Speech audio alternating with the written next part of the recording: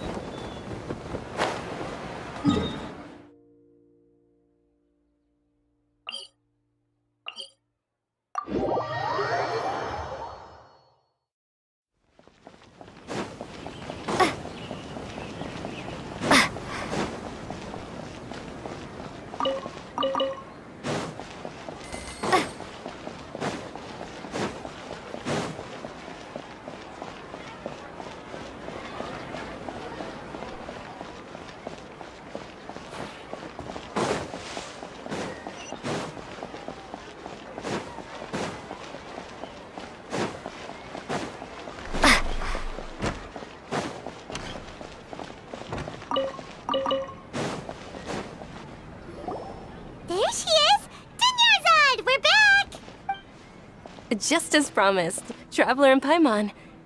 I'm so glad that you two came back to celebrate Lesser Lord Kusanali's birthday. Indeed. The festival's tomorrow. We've been preparing for so long that I can't help but feel a little nervous. There's no need to be nervous. Paimon's sure that Lesser Lord Kusanali will feel everyone's gratitude. Thanks, Paimon. I hope that everyone who comes to the festival will also have a good time. Speaking of which, did you manage to make your way to Port Ormos? Discover anything over there? Of course we went. A lot of things happened there. I see. Sounds like you two had another exciting adventure. If there is another chance, I would love to join. My lady, if you went to Port Ormos in your current state, we'd both be in for a lifetime of trouble. Dia! You were eavesdropping! It's called covert protection. Keeping an ear out for what's going on around my employer is part of the job. It's all right, Dia. I merely said I would like to go. I know better than to think my body could handle it. The festival's tomorrow.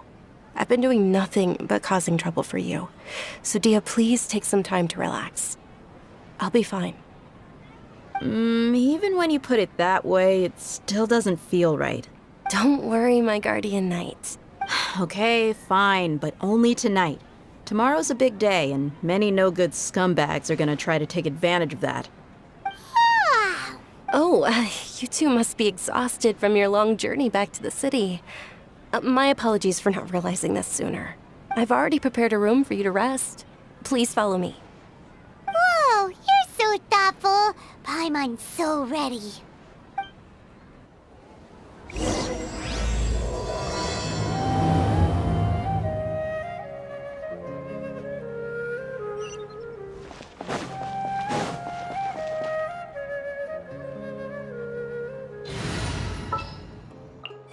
Time for afternoon tea.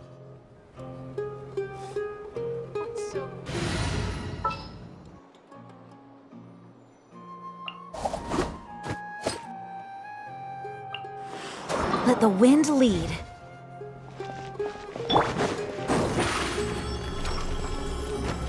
Over here!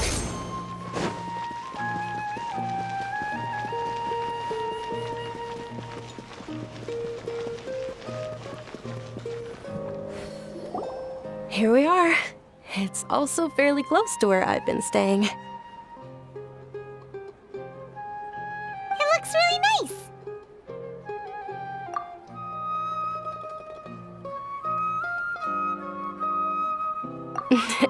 Not at all.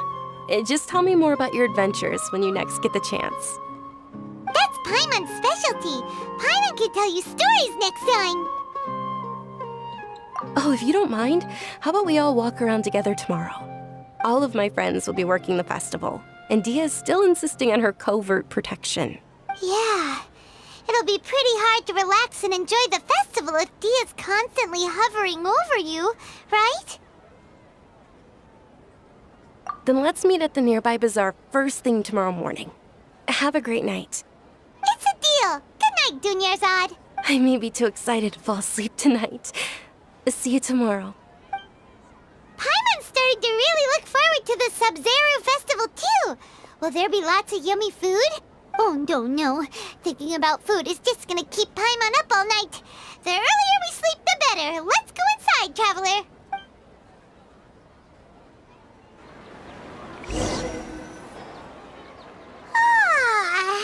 Did we oversleep? We should go meet Dunyarzad right away.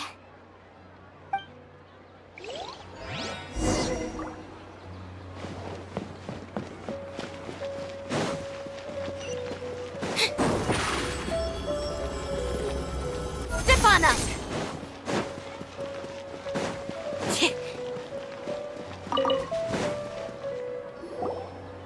Traveler, Paimon, I've been waiting for you two. Good morning, Dunyarzad. We must have overslept a little bit. Not at all. I arrived early. Today is finally here. I must cherish every moment as if it were gold. You've worked so hard for this day. You gotta enjoy it to the fullest. You know it. Oh, it's just that, as expected, I had some trouble falling asleep last night. I'm hoping my body won't be too much of an issue today. Well, shall we? Let's start with the stalls over there. Many vendors came out of the blue to support the event, and they insisted on covering costs themselves. Let's go give them some business. They paid for everything out of pocket? Oh, sounds like they're not in this just for the Mora. They all said that contributing to a lively festival atmosphere is more important than money. Especially since we don't often get to celebrate Lesser Lord Kusanali's birthday. Ooh, they're selling food over that way! Let's go take a look! This is a stall offering foods from the Haftmewa feast. Oh, you could tell straight away. I thought most people nowadays wouldn't know. Mushrooms, flowers, and all kind of fruit? It's all vegetarian stuff. Oh, Paimon's a little disappointed. So, what's the Haftmewa feast you mentioned just now? It's another Sub-Zero's festival tradition. People used to set their tables with 7 different foods. Generally speaking, the most common selections were foods like Rukashva mushrooms, Nilopala lotuses, Sumera roses, Sunsetias, Kapulatas, Hara fruits, and Zaytun peaches. So, the Sub-Zero festival is a vegetarian holiday? You don't have to be a vegetarian to enjoy the spread. We just use the 7 foods to symbolize the 7 virtues of the Dendro Archon. Wait, but if that's the case, if Sumero uses vegetarian food to represent the Dendro Archon, then wouldn't the Pyro Archon's festival be full of food like roasted fowl, juicy meatballs, grilled steak? Oh, Traveler, we have to go to Natlan as soon as possible! I hope your wish comes true one day, Paimon. Thanks! Alright, how about we also check out some of these other stalls?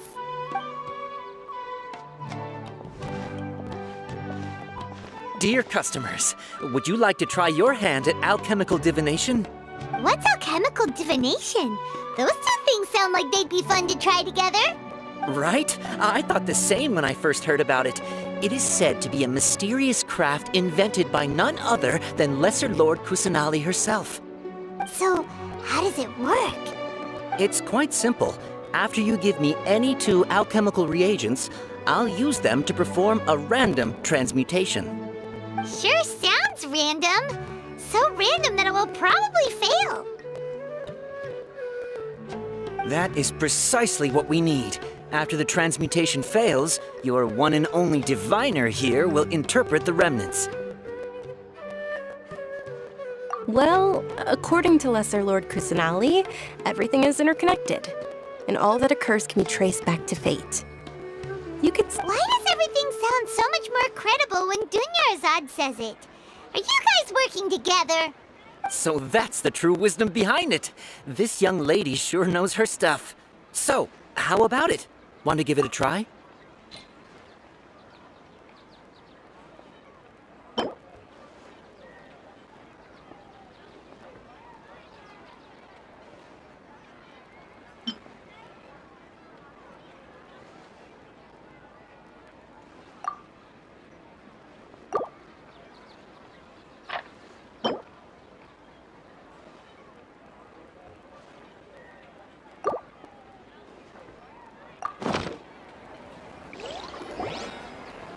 Okay, one moment. It's the moon. Paimon wants to take a look too. Is it? It looks more like a pie that Paimon bit into. Generally speaking, the moon signifies... It means... Wait a moment. Is he really looking it up in a book? Oh, I remember now. It means illusions and lies. Illusions and lies? That sounds rather ominous. Yes, but this book says that if you trust your intuition and overcome your fears, the sun will surely rise. He's not even trying to hide his book anymore. Naturally, fate will only ever show you the beginning of a journey. It is up to you to forge your own ending. Oh, thank you so much. I'll keep that in mind. Oh, it's nothing. I'm just learning as I go. Guess that was still pretty interesting. Okay, on to the next stop. They say the Sub-Zero's festival was very lively a long, long time ago. Large flower carriages used to parade through the city. As they headed towards Port Ormos, people would throw flowers, candy, and liquor all along the way. Dunyarzad's eyes are sparkling right now. I wish I could have seen that spectacle. But if you ask me, I'm sure Nilu's dance of Sub-Zeros will be just as impressive.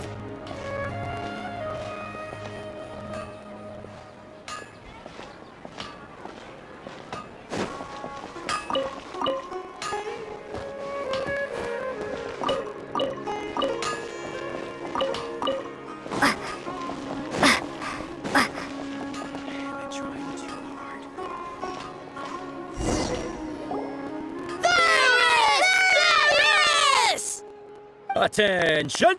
Soldiers, fall into formation if you want any Yalda candies.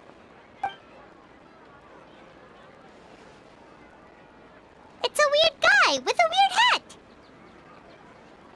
Hey, it's Dunyarzad! Wow! Miss Dunyarzad, the children love you even more than the Yalda candies.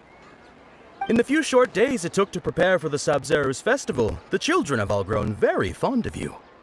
The Hallowed Knight of Flowers. It's an honor that you know my name. Attention! In the name of Ferris, the Knight of Flowers, I commend you on your contributions to the glorious Sub-Zero's festival. All right, little soldiers. Take your Yalda candies and don't forget your loyalty to Lesser Lord Kusanali. Dismissed! Yes, Knight Ferris! Just what is going on here? Ferris, the Knight of Flowers, is another Sub-Zero's festival icon, and one immensely popular with children. In the past, the actor portraying Ferris would also sit on a flower carriage. It's all thanks to Miss Dunyarzad's sponsorship that the children can make such wonderful memories today. As are we to you, Vihar. Oh, not at all. Oh, speaking of tradition, do you want some Yalda candies? They're a festival staple, and I happen to have some boxes readied here. Take a look and pick whichever one you want. Whichever one. Don't these boxes all look the same? That is the fun part. Each box contains a random flavor. It's up to the luck of the draw. Flavors include lavender melon, hara fruit, sunsetia. Ooh, those all sound pretty good. And there's also lizard tail and oni kabuto. Huh? What's up with those two flavors? Oni Kabuto is a little spicier than Lizard Tail. Dunyarzad, you tried them before? Traveler, help Paimon pick one. Paimon wants the Sunsetia flavor. It's all right. Paimon believes in you. I also believe in your intuition. Great! These boxes of candy are numbered 1 to 5 from left to right. Which one do you want?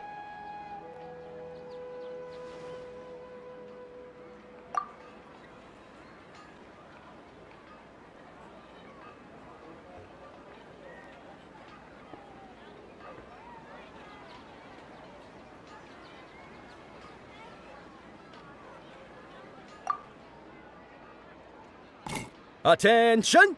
That's unfortunately lavender melon. Oh, Paimon thought you survived so many epic battles because you had incredible luck. But looks like Paimon was wrong. The Sunsetia flavored candy was in box number 4. How about this? The most important thing is that everyone has a good time at the festival. So please, take both boxes. Really? Thanks a lot, Knight of Candies. It's Knight of Flowers, not Knight of Candies. Paimon really wilted the carriageless Knight of Flowers.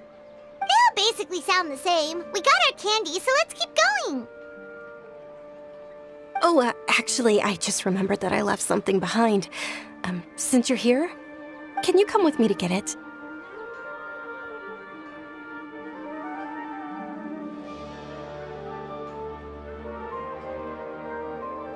Dunyarzad, you probably forgot because you're so excited about the Sub-Zero's festival. How embarrassing.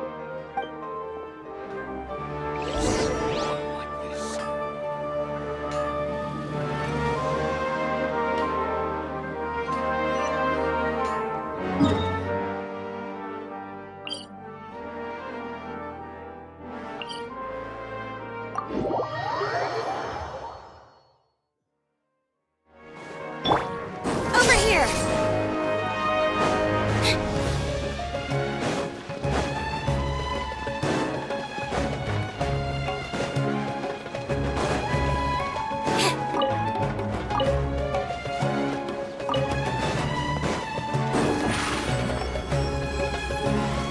Step on up! We're too late. Who knew the little lady was such an early riser? I know, right? Hey, wait a minute. Boss, isn't that her? Oh, that most certainly is. We're in luck. She's walking right into our clutches. Those Eremites don't look like they're up to any good. Who are you? I don't believe the Homayanis hired you. That's right. We haven't received any of their mora, but I wonder how much the Homayanis would shell out to get you back. They're a gang of kidnappers! Traveler, hurry and protect Dunyarzad! Hey, did you scumbags even consider that the Homayanis might have hired a merc that outclasses you? You're... Dia! Dia the Flame Mane! No wonder we mercs haven't heard anything about you for so long. You sold your unruly mane to the highest bidder. Don't speak so disrespectfully. My family started working with her as gratitude for her past kindness to us. Don't worry about it, my lady. Just some friendly banter between mercs. One punch and those rabid dogs will expose themselves for what they really are. Aren't your claws all dull by now? Don't get too cocky!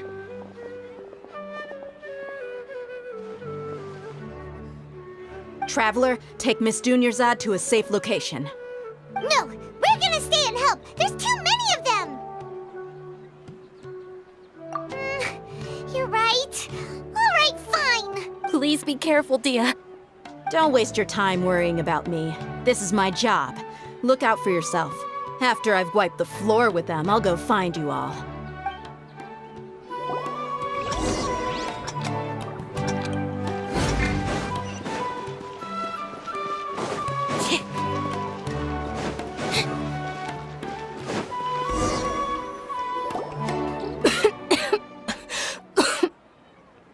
Dunyarzad, are you okay? You look a little pale. Are you in shock? I'm fine. My body always reacts like this whenever I exert myself too much. You sure you're okay? I'll be fine after some rest. I'm more worried about Dia. After all, none of this would have happened if I hadn't insisted on coming out today. Yeah, don't worry.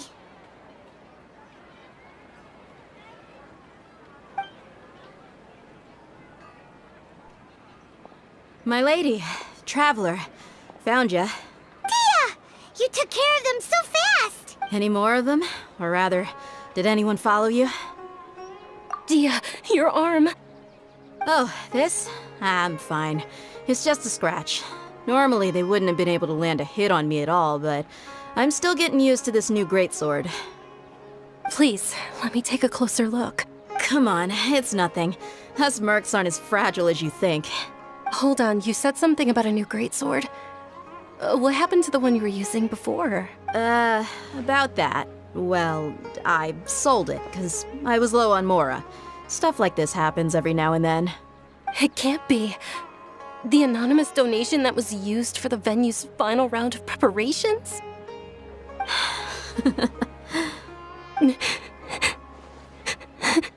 Hey, Miss Dunyarzad, I wasn't trying to make you cry.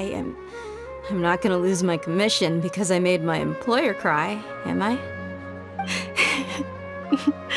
Okay, making your employer cry won't affect your commission, but selling your weapon without permission and getting hurt? I'll have to reevaluate your performance. You're so unreasonable, my lady. Thank you very much, Dia. Don't be like that. I get embarrassed really easily.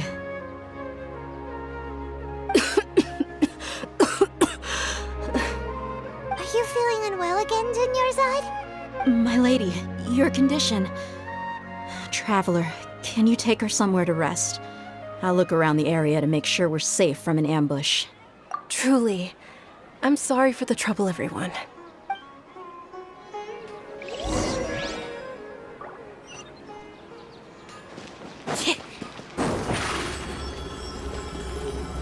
Over here!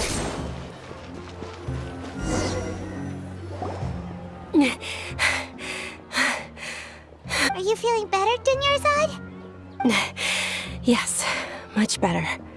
Just give me a few moments and I'll be good to go. I didn't realize you were concerned about it. I guess I shouldn't continue to keep it a secret. I was actually born with Elazar. It's terminal now. Can't believe it's Elazar! Oh, you've already heard of Elazar. In that case, you probably know about its severity. Sumeru's current medical advancements still haven't been able to find a cure. The disease's progression can only be delayed through environmental therapy. Dunyarzad. There's no need to be sad. I've always lived with Elazar and I came to terms with it a long time ago. Compared to the simple fact that I'm afflicted with this, its effects on my life have been much more painful. I know that my family loves me dearly. They've done all they can to provide the best environment for me so that I can live for that much longer. However, I know I will one day succumb to this. Did you know? Before I ran away from home this time, the world outside of my home didn't even know that I existed. Since I was a child, all I could do was sit on my bed and stare at everything outside of my window. I'm sure my family's worried and disappointed in me for running away, but I just didn't want to have any regrets. I wanted to meet other people. To me, there's nothing more beautiful than being able to meet and speak with others. Not to mention the incredible time spent preparing for the festival. The joy on everyone's faces here, and all the support I've received from friends like Dia. This way, when my final day does arrive, it will be less sorrowful. At the very least, many people will remember that I once existed in this world, right? As long as you don't forget Paimon, Paimon also won't forget about you. No, even if you forget Paimon, Paimon will still remember you. Thank you two so much. I apologize for the depressing conversation. This is out of character for me. To be honest, Lesser Lord Kusanali gave me the courage to do all of this. If it weren't for her encouragement, I wouldn't have taken that first step. Thanks. There will always be frustrations in life, but I know that the point of living is not to leave behind any regrets. Oh, right. Isn't it almost time? Huh? Almost time for what? Isn't the Dance of Sub-Zeros about to begin? It's the part of the festival that I've been looking forward to the most. Nilu will recreate that legendary scene with her most splendid dancing. And the Sub-Zeros festival will conclude amid everyone's applause and blessings. And with that, my wish will also... Then what are we waiting for? Let's go to the stage!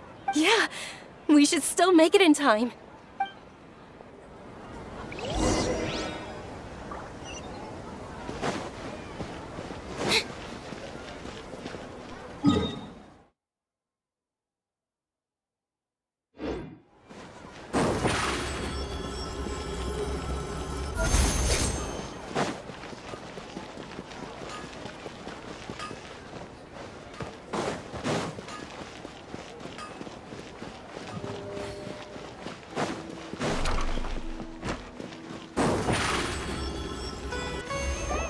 Were you not aware that the law prohibits this type of performance from taking place without prior permission? Over there! Someone's yelling at Nilu! I think I just saw the Academia's Grand Sage. Why is he here in person? But the Dance of Sub-Zerus is one of the key parts of the Sub-Zerus Festival. If we can't perform it... The Sub-Zerus Festival. The law also prohibits the private hosting of large-scale religious festivals. Only the Academia can host such an event. If you continue to resist, we will have to order an investigation into every single event organizer. The Grand Sage has already granted you much leniency. I advise that you exercise tact. How did things turn out like this? The Academia was originally responsible for the Sub-Zerus Festival, but they failed this responsibility for many years. I need to speak with them. This is a hard pill to swallow, but you're right. Things would only get worse. Art, dance. Aren't you ashamed of pursuing such frivolous and meaningless activities in this land of knowledge and reason? Our Archon created the utopia that is Sumeru City for all scholars who sought validity, verity, and truth, while people like you wish to defile it. No. I believe that our Archon never rejected the arts. Even the Goddess of Flowers dedicated a dance to her. With your lack of intellectual credentials, I do not believe you are qualified to debate with me. What you should be doing is finding workers to tear down this ridiculous eyesore. When we return, have the scribe draft an ordinance before the next Nyargarbaha Day that prohibits public art performances. We will announce it to the public later via the Akasha. Understood. I will inform him when I return. The Sub-Zerus Festival. Go celebrate the birth of that god to your heart's content. Nilu, are you okay? Oh, Dunyarzad. You all saw that just now? The Grand Sage ordered us to stop the performance. Yeah. Let's go somewhere the Academia can't find us and perform there. But how do we let everyone know? And what about the atmosphere on the stage? Or we could get people to block them off so they can't interrupt the performance. No. They just threatened to investigate the organizers. If we were caught... Nilu, it's all right. Don't worry about it. But you've been looking forward to the Dance of Sub-Zerus so much. And I know how important this festival is to you. I don't want you to have any regrets. It's okay. Seeing you care this much about my feelings is more than enough. It would be too risky to continue the Sub-Zerus Festival at this point. I don't want to get everyone in trouble. If you say so. But you can sneak out for the next Sub-Zerus Festival, right? We'll make sure the next one is a smashing success. The next one. Yes. Okay, it's a promise. It will be a smashing success. Paimon can't believe this is how things turned out. Those heartless geezers. It really is okay. There's nothing we can do about it. Still, I'd be lying if I said I had no regrets. I would have loved to see Nilu's dance.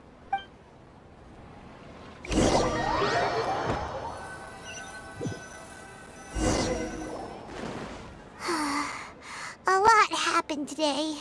It's a shame the festival ended the way it did. Nilu and Dunyarzad promised to make the next Sub-Zerus festival a success, but Dunyarzad is running out of time. Yeah.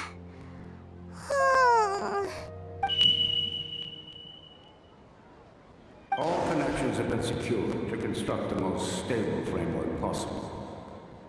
The project has entered its most critical phase. Power has begun to flow from...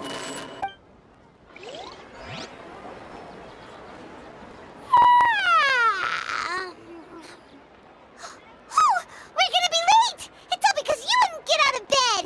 We should go meet Dunyarzad right away!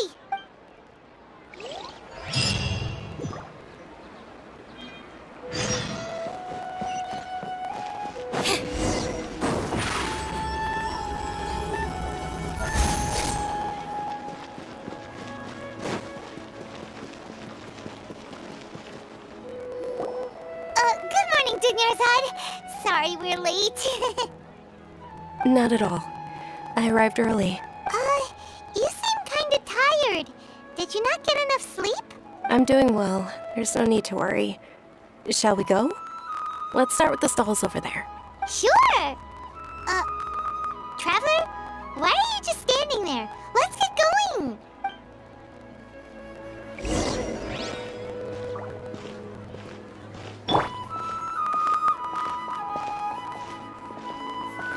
Ooh, they're selling food over that way! Let's go take a look!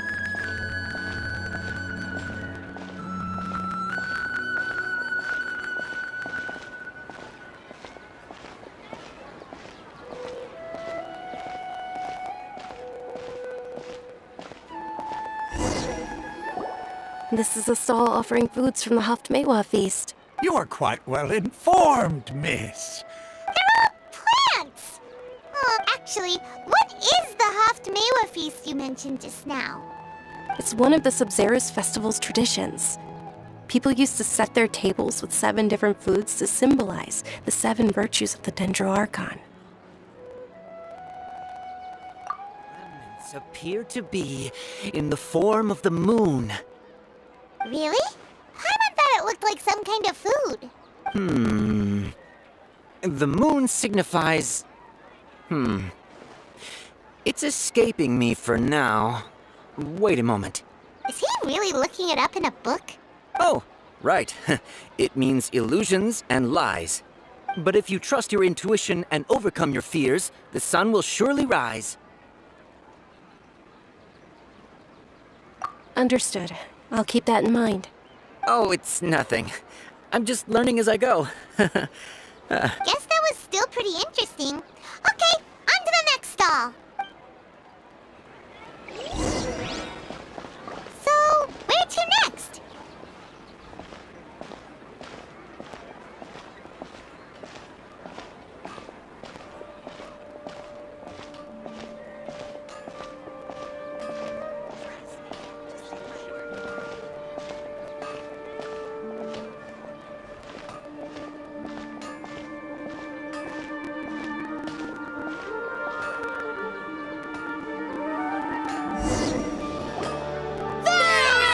All right, soldiers. Now that you have your Yalda candies, don't forget your loyalty to Lesser Lord Kusanali.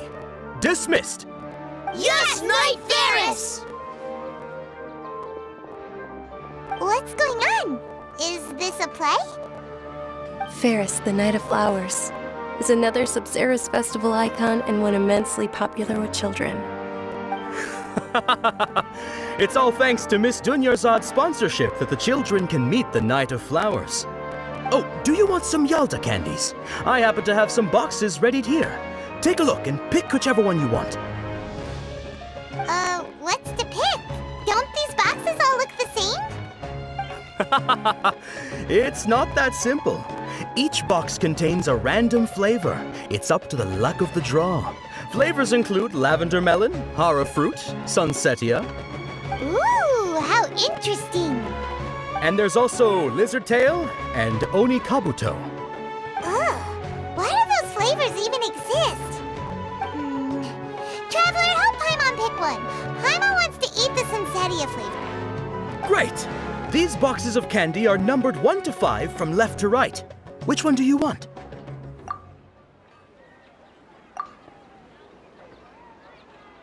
Ah, excellently chosen. Number 4 is indeed sunsetia. Ha ha!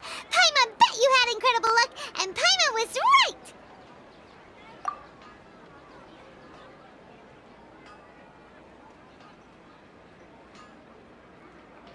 Huh? How's that possible? It's obviously random. Maybe we didn't sleep very well last night. Or maybe we slept too much. Oh, sure. Huh? Where are you going? You're just gonna walk off like that?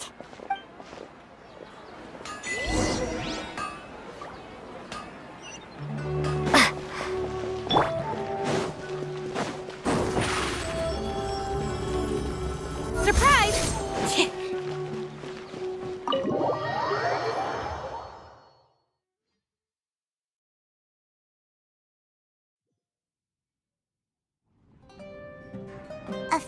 of deja vu?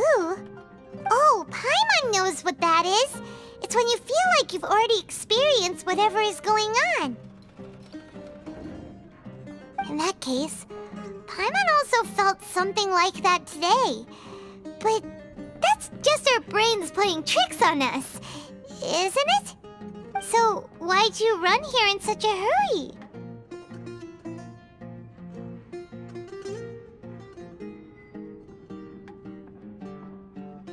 So that's it! You're intentionally doing things you usually wouldn't and seeing if you still get that same feeling of deja vu. Welcome, you two. Are you here for lunch? What would you like to eat? Got it. You don't look like you're from these parts, but I gotta say, you've got good taste. I'll give this order to the kitchen. Charcoal-baked Angelina cake? Isn't it that burned thing that didn't look tasty at all? Oh, Paimon understands what you're trying to do now. You'd never normally order something like this.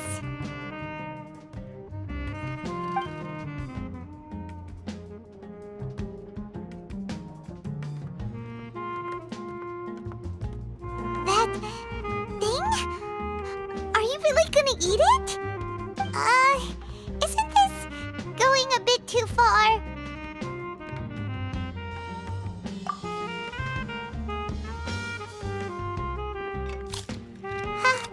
How was it?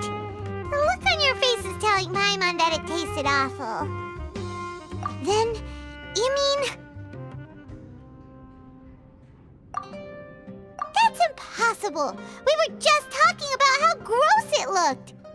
So, would this be a case of taste bud deja vu?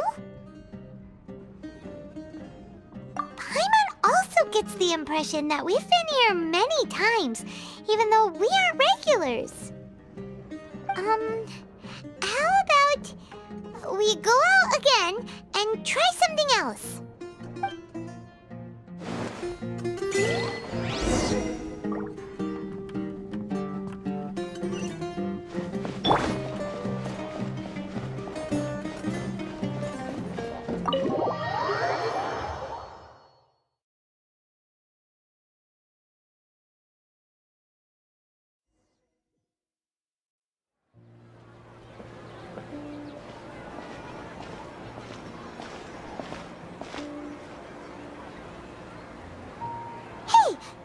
Is sitting by yourself on that bench over there.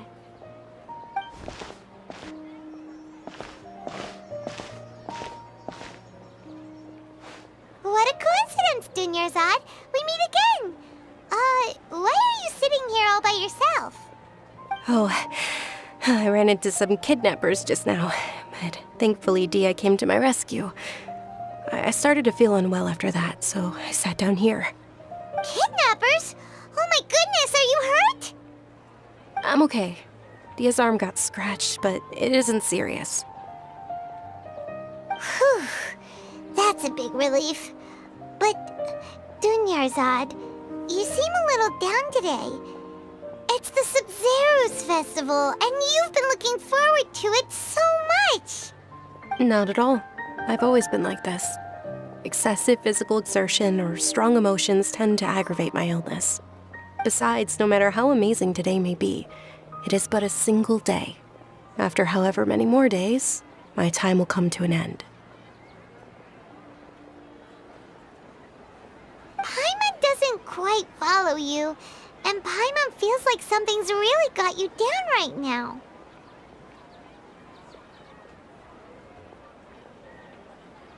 It really is fine.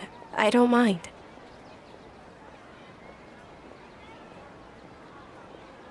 Huh? Did something happen? Dunyarzad, have you ever felt deja vu? You know, like when you've already experienced something that's happening right now? Deja vu? No. But my days have been the same for years now. Even if I were feeling deja vu, I suppose I would already be used to it. Oh, Paimon sees. Then, is it only the two of us? It's almost time. Huh? Time for what? Nilu's Dance of Sub-Zerus is about to begin. Let's go.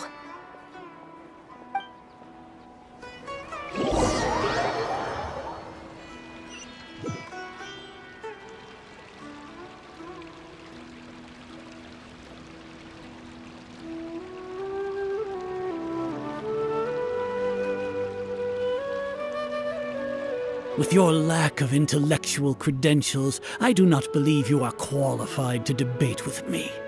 What you should be doing is finding workers to tear down this ridiculous eyesore. When we return, have the scribe draft an ordinance before the next Nyagarbha Day that prohibits public art performances. We will publicly announce it later through the Akasha. Understood. I will inform him when I return. The Sub-Zerus Festival. Go celebrate the birth of that god to your heart's content.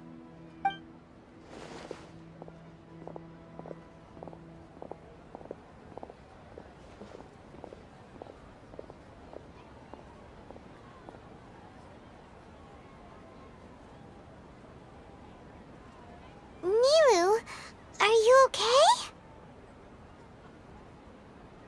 Oh, Dunyarzad.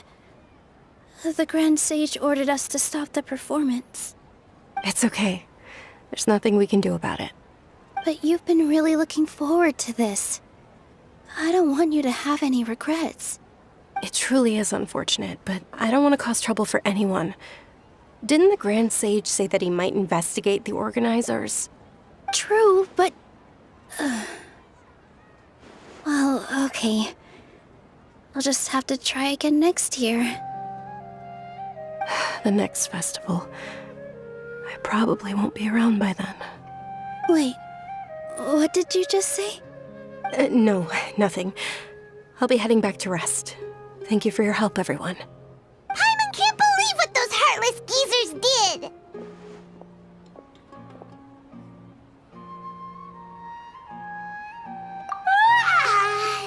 Did Dunyarzad already go back?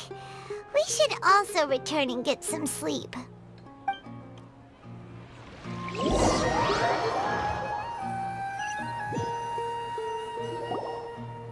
So, in the end, you still couldn't figure out what that deja vu feeling was all about?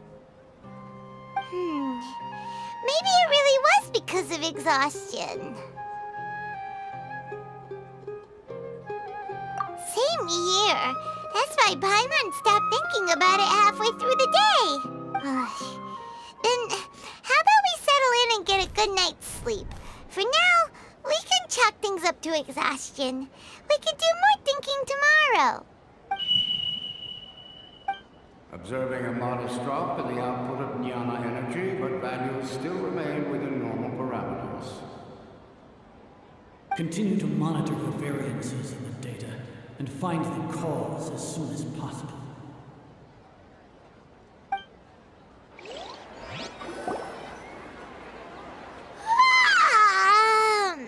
Why does Paimon feel so tired after so much sleep? Anyway, we should go meet Dunyarzad right away.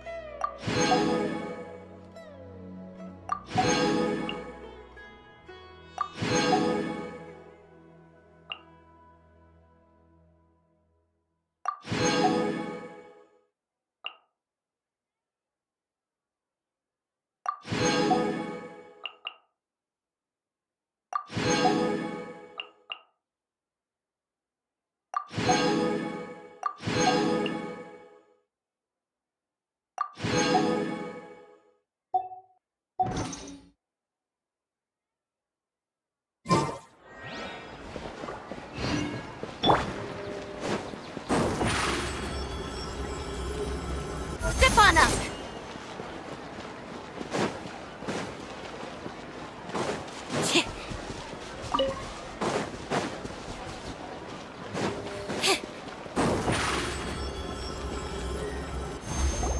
Good morning, Dinyarzad.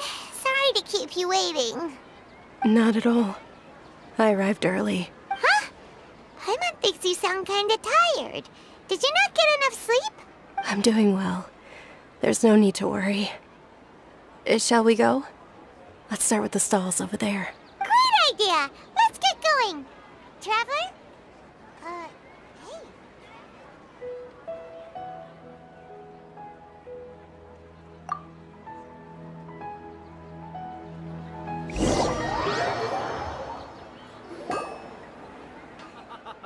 It's all thanks to Miss Dunyarzad's sponsorship that the children can enjoy the Sub-Zero's festival. Oh, are you interested in Yalda candies? I have some boxes of candy here. Pick whichever one you want. Not much of a choice. All these boxes look the same. It's not that simple. Each box contains a random flavor. It's up to the luck of the draw. Flavors include lavender melon, hara fruit, sunsetia. They all sound pretty tasty. And there's also lizard tail and oni kabuto. Huh? What were those last two? She'll help me choose. Paimon wants to eat the sunsetia flavor. No problem. These boxes of candy are numbered 1 to 5 from left to right. Which one do you want? Oh, I like your confidence. No hesitation at all. Oh, congratulations! Number 4 is indeed sunsetia.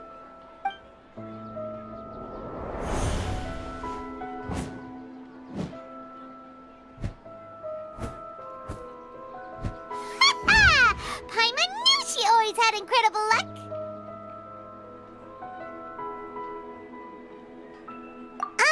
Paimon's not really interested in the other flavors. Wait. How did you know? Don't tell me that you already knew which flavor was in each box. What? She was right about all of them? That couldn't have been luck. How is this possible? I packed all those boxes this morning and they've been sealed ever since. You couldn't have known beforehand. Mind reading? X-ray vision? Or some kind of magic trick? This is way too freaky. Tell us what's going on. Since when did you get superpowers? Traveler?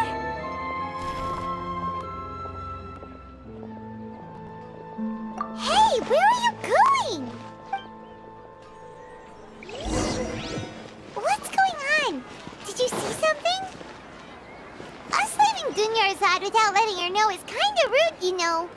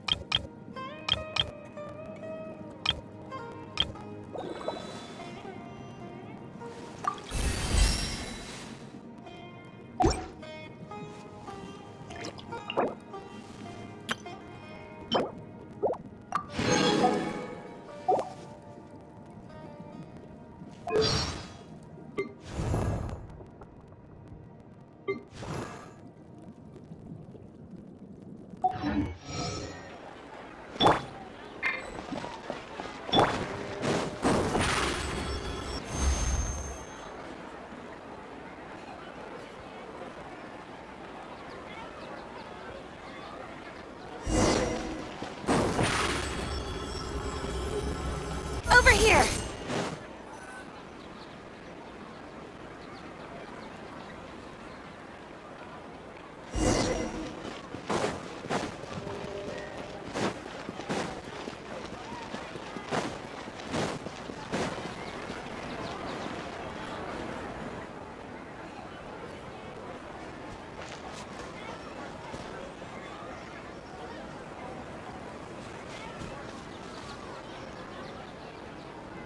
What are you looking for? Why did we come here?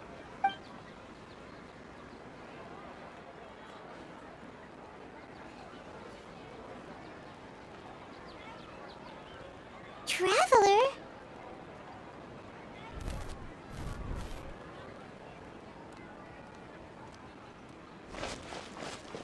That's...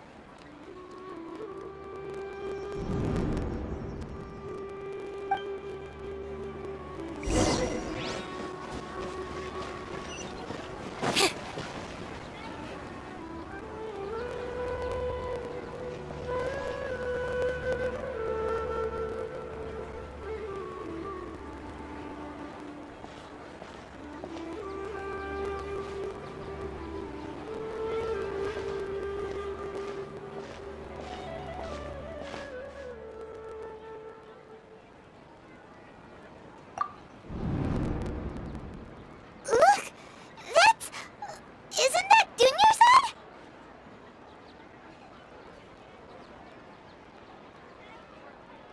What's happening here? Why are there two Dunyarzads? You already know that this isn't your first Sub-Zero's festival, don't you? I'm sure you already know how to use this. A knowledge capsule? Where did you get it? What's inside? You should use it too, Paimon. You know Paimon? Well, this seems kinda sketchy, but Paimon feels like this is what we should do.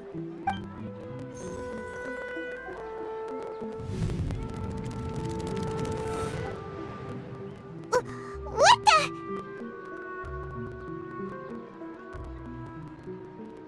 This is our 20th time at the Sub-Zero's festival? Huh? No. The 30th?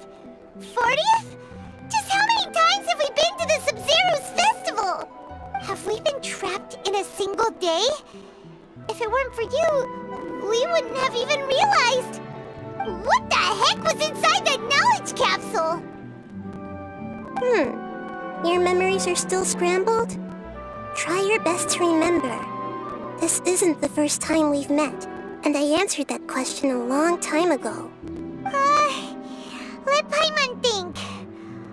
Oh, it's coming back. Meeting you was the real catalyst for restoring our memories, and the knowledge capsule was just your means of showing our minds the way. What about everyone else? Why are you only helping the two of us? Your sense of deja vu is stronger than everyone else's, yes? As for an explanation, you two received the blessing of Dendro, and you also have special, sensitive constitutions.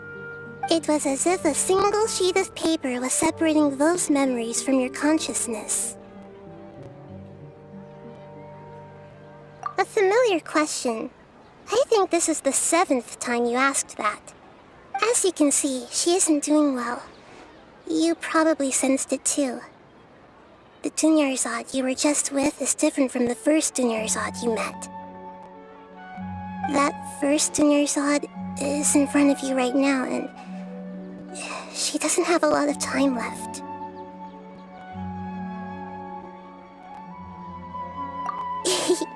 Looks like you're almost done sorting out your brain. Oh yeah, I'm Nahida. Good, you passed the test. What's happening?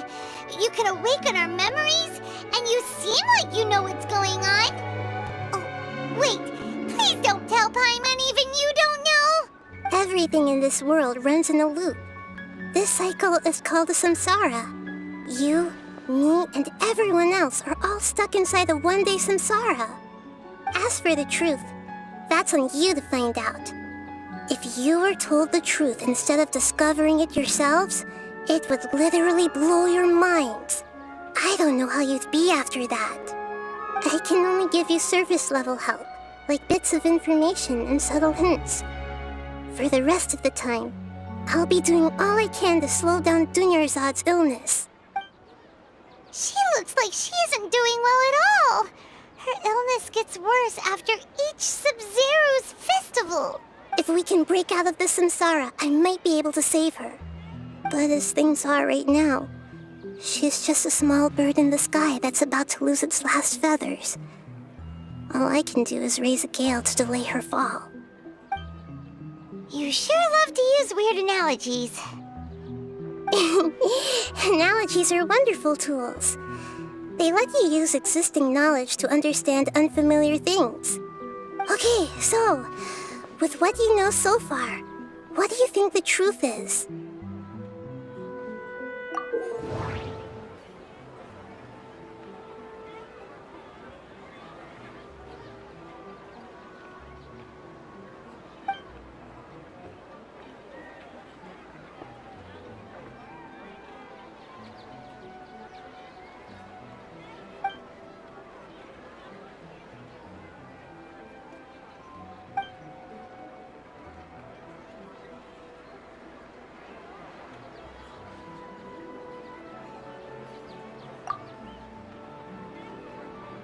What's happening right now seems to have happened before.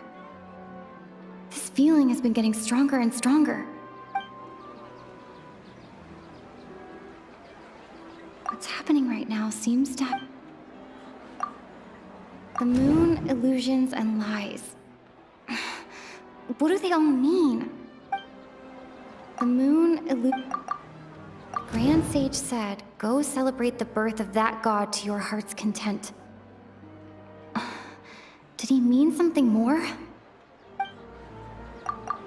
We've already experienced the Sub-Zero's festival many times, and the day of the festival seems to be in a perpetual samsara.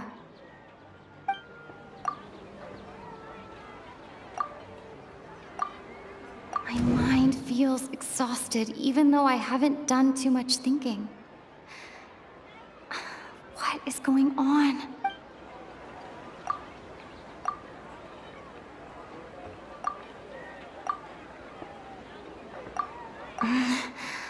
I can't seem to cohesively piece everything together.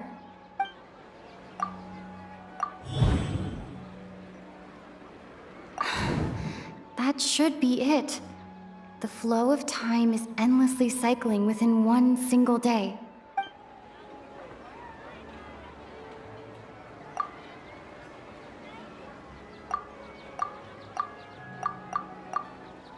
We've already experienced the Grand Sage said...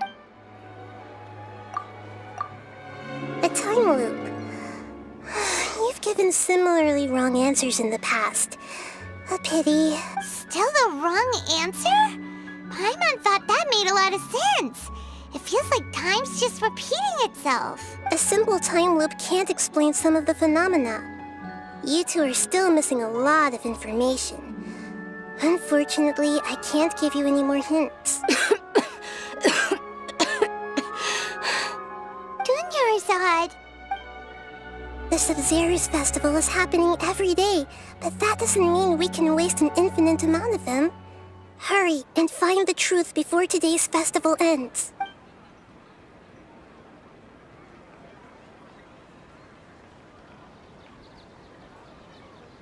Let's think about our current situation. To save Dunyarzad, we have to escape the samsara of the Sub-Zero's festival. And to do that, we need to figure out what's happening. The truth. Nahida rejected the idea of a time loop, so we must have missed something, right? Paimon's memories say that we've already done this many times, but let's go talk to people again. It's more productive than sitting here and scratching our heads. Why don't we start with those stall owners?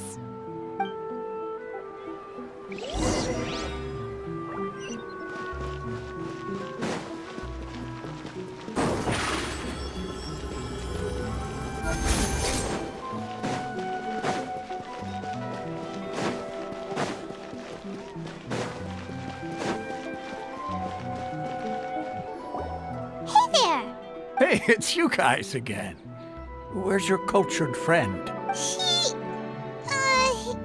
feeling a little unwell. I see. Did you come back to buy something? I guarantee the freshness of my products. I harvested them from the forest just yesterday. Huh? What brought this about? I hurried back from the forest yesterday, and I'm selling produce here today. I haven't felt anything strange. To put it another way, if you really think about it, was yesterday truly yesterday? Did you actually come back from the forest yesterday? What kind of philosophical nonsense is this? Are you two daydreaming? Didn't you know that no one dreams in Sumeru? Go somewhere else if you want to find someone to daydream with. He actually has a point. Is this a dream? Is everyone dreaming? True. It's so weird that people here don't dream. Why is that? Anyway, if this all really were just a dream, we would have woken up a long time ago. Let's keep asking around.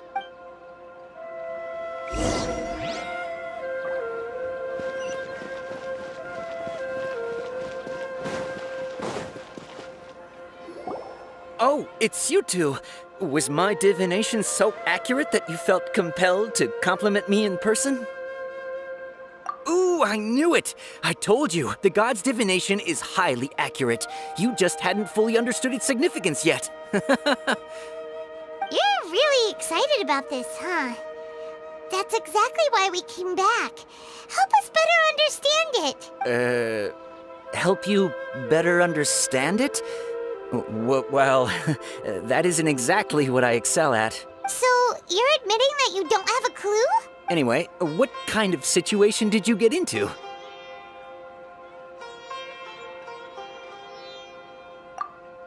Huh? Hold on a second. I thought you guys just lost your wallet or fell for a scam. What you just said, are you serious? Does that kind of thing actually happen in real life? Paimon knew you weren't going to believe it. Marvelous. Truly marvelous. I believe you. Recall the interpretation of your divination, the moon, illusions, and lies. It really felt like an omen. When you say it like that, the divination does sound like it's related to what's going on. Can you read any more into it? I believe that the Archon's revelations are never more than vague hints. Anything more specific is beyond the reach of mere mortals. The book only says, if you trust your instincts and overcome your fears, the sun will surely rise. So that's how it is. Looks like fortune-telling is just fortune-telling. It's no good for practical problems. We haven't made any progress. Who else can we talk to? Paimon remembers that we tried talking to her a couple of times, but she always thinks we're playing pranks on her. You think she'll brush us off again? Yeah, if we tap into Dia's strong sense of responsibility as a mercenary, then she'll definitely take us seriously. At this time of day, Dia's probably just finished beating up those kidnappers. Let's go find her.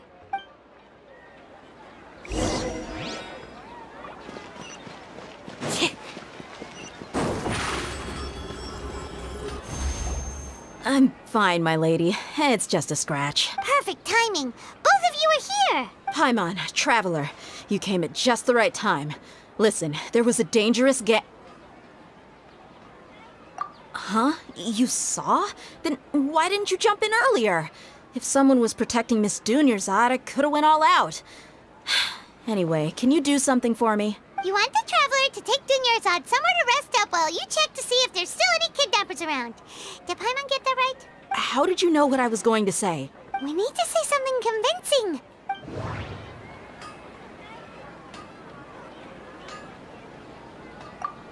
Dia sold her greatsword to raise additional funds. Tell her, Traveler!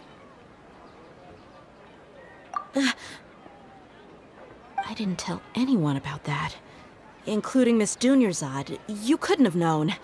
And just now, you literally took the words right out of my mouth. What's going on? All right, so this is the situation. It's kinda hard to believe what you just told me. First, let me make something clear. Most of us desert dwellers might not be the scholarly type, but we do have basic common sense.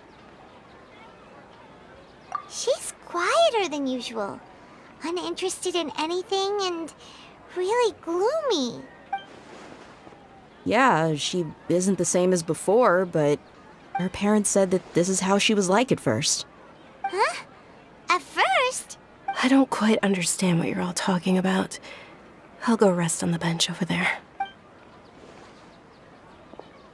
My lady, are you angry? All right, I'll give you the benefit of the doubt since you knew about my greatsword. Let's make this a quick trip. Miss Dunyarzad isn't completely safe here.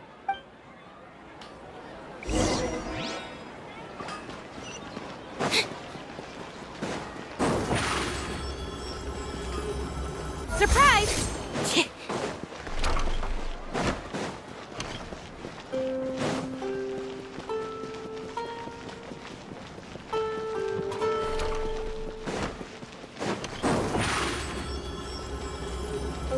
Step on up!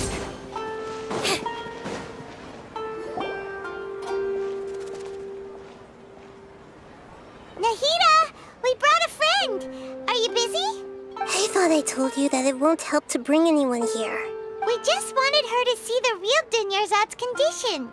The real Dunyarzad? Where and who are you talking to? Huh? I told you that you two are special. Other people can't see me or Miss Dunyarzad here.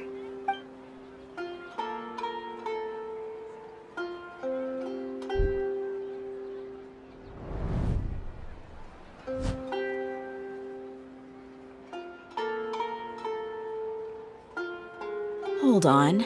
Over there. Is that? Wow, how perceptive. Does she have invisible antennae?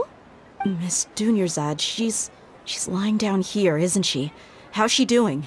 Her condition's really bad, and she's basically in a coma. How did you know she was here? I can sense her aura.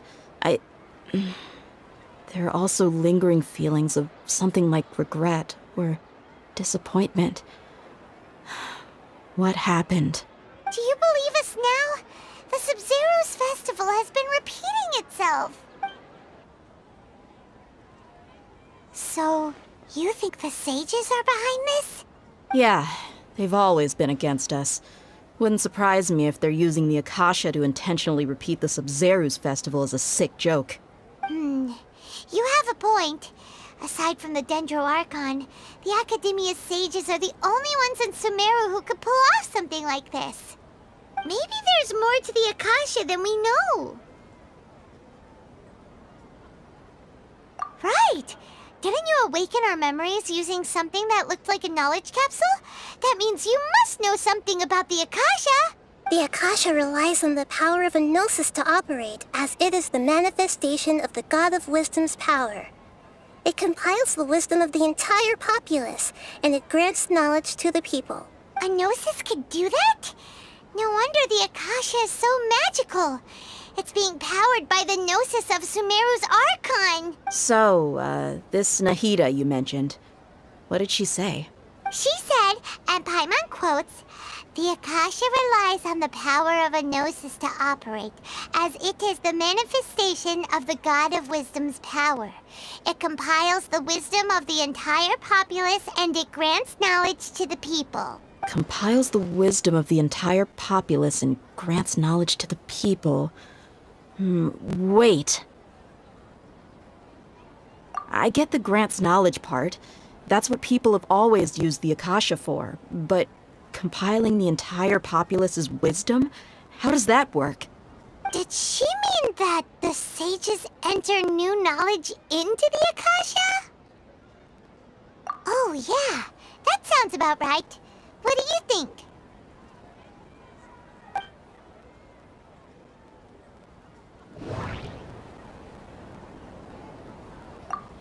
People in Sumeru don't dream. What a strange phenomenon. Okay, Nahida said, the Akasha relies on the power of a gnosis to operate. My mind feels exhausted even though I haven't done... What's happening right now? That doesn't sound...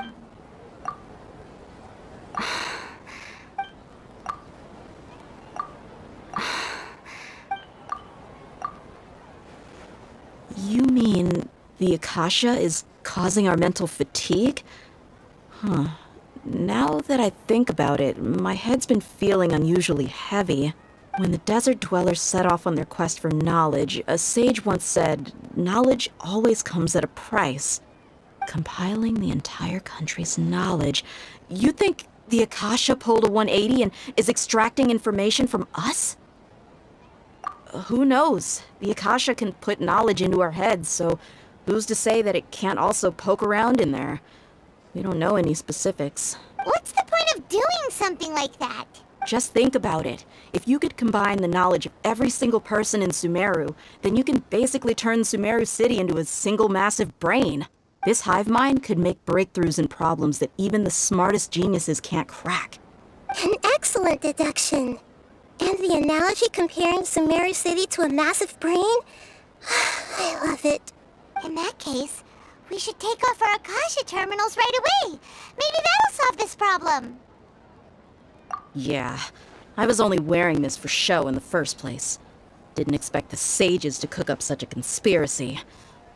Mark my words, when this is over, I'm getting evidence and exposing this whole thing to the public. How does everyone feel? Huh? What is it? Oh, that!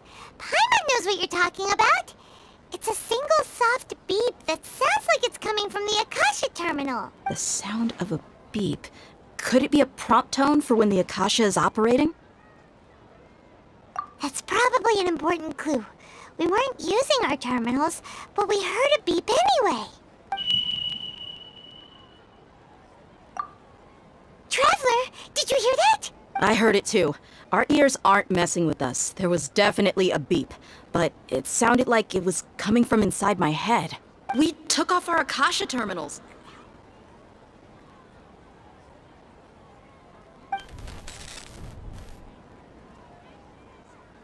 Phase runtime has exceeded its expected length. At this rate, there may be casualties. But we cannot lose all of our progress.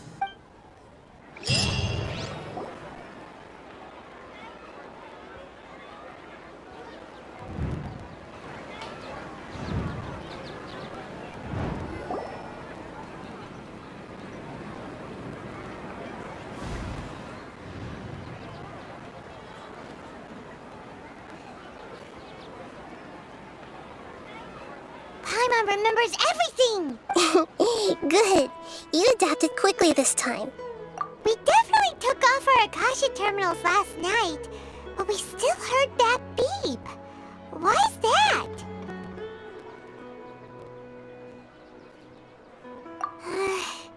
But now we can at least confirm one thing. The Akasha definitely has something to do with whatever's trapping us in this cycle. Oh, Paimon doesn't get it. Why would the Akasha go this far if all it wants is everybody's wisdom? It's extremely difficult for lab rats in an experiment to understand why they're being treated the way they are. If we're lab rats, then what are you? Nahida, you've never told us anything about yourself. I guess I'm the moon. The moon? Wasn't that the result of our divination? Anyway, knowing who I am won't help you get closer to the truth, so you should focus on other things. Don't get distracted and miss any clues. Okay then. Dia helped us a lot yesterday, so let's go find her. If Paimon's reading the time correctly, those kidnappers should be showing up soon.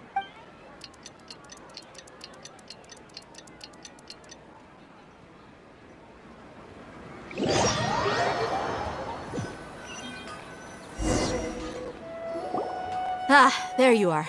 I've already taken care of those kidnappers. My lady, did you get hurt?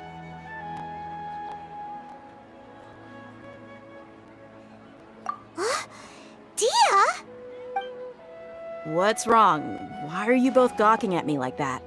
You didn't get hurt this time. Huh? What do you mean this time? Why are you so surprised that I managed to get out unscathed? Those kids were amateurs.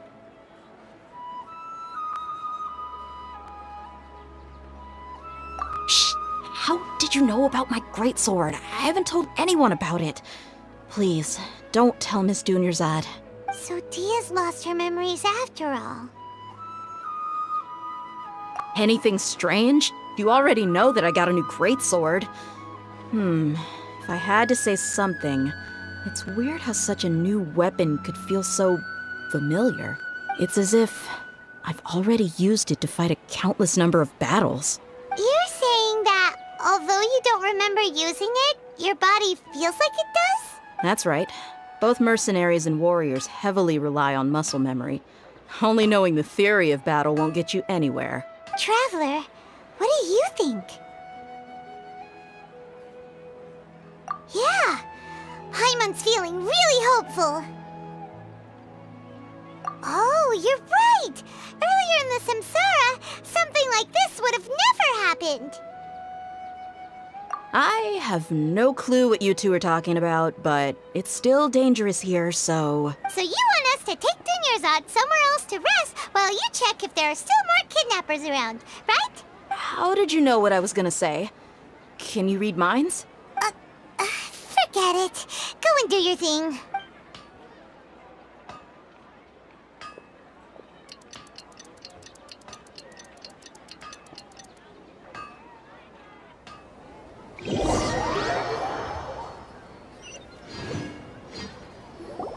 Whew. It's finally nighttime. Aside from Dia not getting injured, everything seems to have stayed the same. Listen, Nahida, we found out that Dia got out just fine today, even though she got injured every other time she fought the kidnappers. Do you think the Samsara has been broken? Have we saved Dunyarzad? Really? Good job on all that progress. Get some good sleep tonight. Hey, what kind of an answer is that? Tomorrow will come.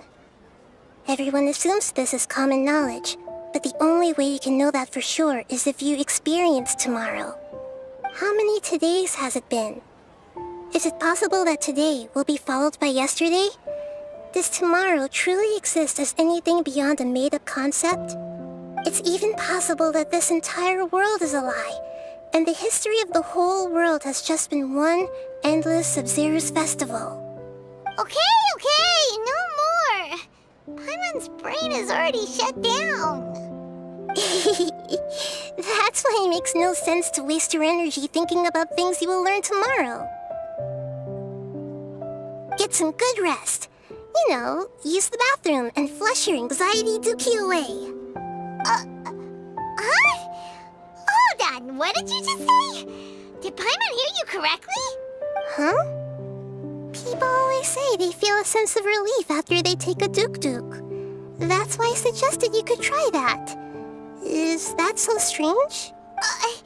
It's so strange and so against common sense that Paimon's at a loss for words. You were sounding kind of smart just a minute ago. Yeah, even though it's happy and lively at the Sub-Zero's festival every day, it feels like it's been a long time since we've really gotten to relax. Let's go back to our room. Continue the harvest. Compared to what we stand to achieve, these sacrifices are trivial.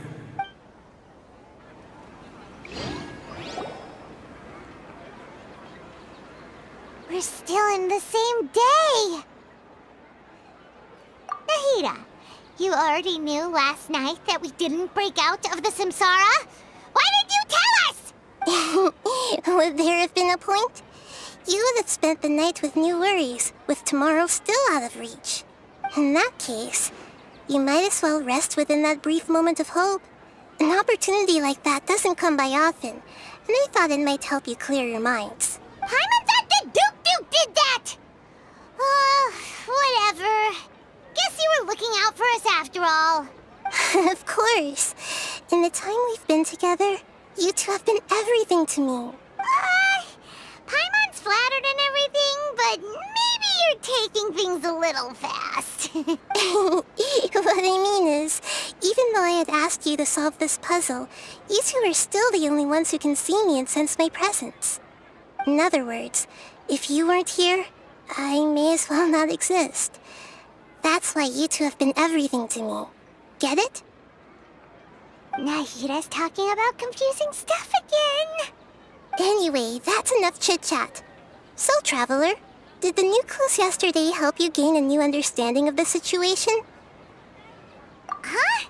Why are you scrapping your previous theory? Oh, yeah! You're right! Gosh, how did we not notice that? In a simple time loop, people's physical conditions should also reset. So, what's your new hypothesis?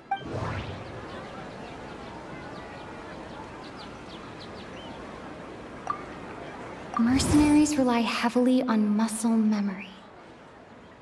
And Dia was able to use her experiences to avoid injury in later samsara cycles.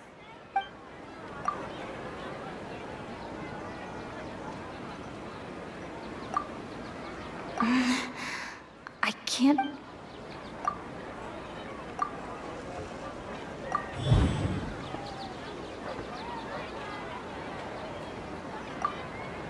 If all our memories of a day are erased at the end of that day, then we would unwittingly relive that same day again and again.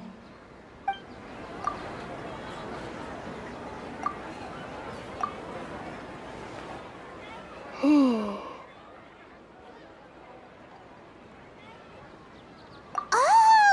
Then the beep we hear every night could just be indicating the deletion of our memories. That's why when we wake up, everyone thinks the Sub-Zero's festival hasn't happened yet. It's already the next day, but everyone still thinks it's the day before. But muscle memory can't be erased. That's why Dia has been getting better at using her greatsword. Now everything makes sense. A brilliant deduction. Nahida, tell us if we're right or wrong. To put it simply, it's as if you've mistaken a pyro crystal fly for a firefly in the night.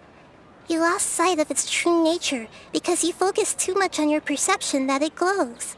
That isn't simple at all! Why don't you go talk to Miss Dia again? You might learn something new. Right! She did help us find our latest clue after all. Let's go!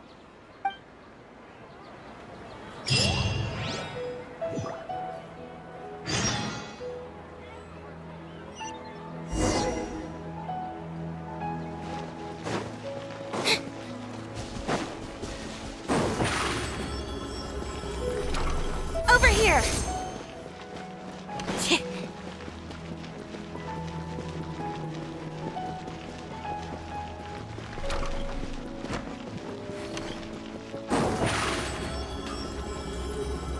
Zip on up! There you are. Really took me a while to find you. As expected, Dia also didn't get hurt today. Get hurt? Why would I? Don't underestimate me. Well, you're still getting used to your new greatsword. Huh. Truth be told, I also think it's pretty strange. It just suddenly felt so familiar in my hands and... wait a second! How did you know I got a new greatsword to begin with? I didn't tell anyone about it. Traveler, could you explain the situation to her today? Paimon's gotten a little sick of doing it. Oh, that works!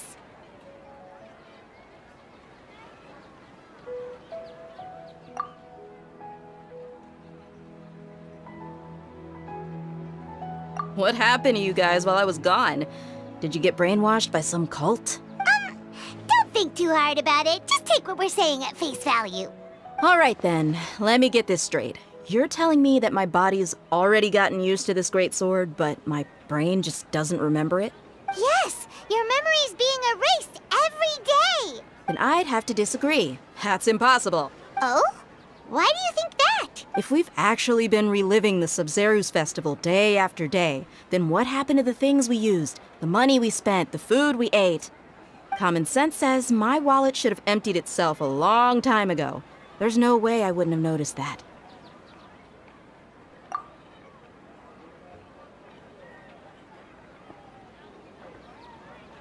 Right! They could use the Akasha to record what everyone did that day, and then use the city's resources to replenish everything! It's not very likely, but it's also not impossible. No, it is impossible. I've got proof.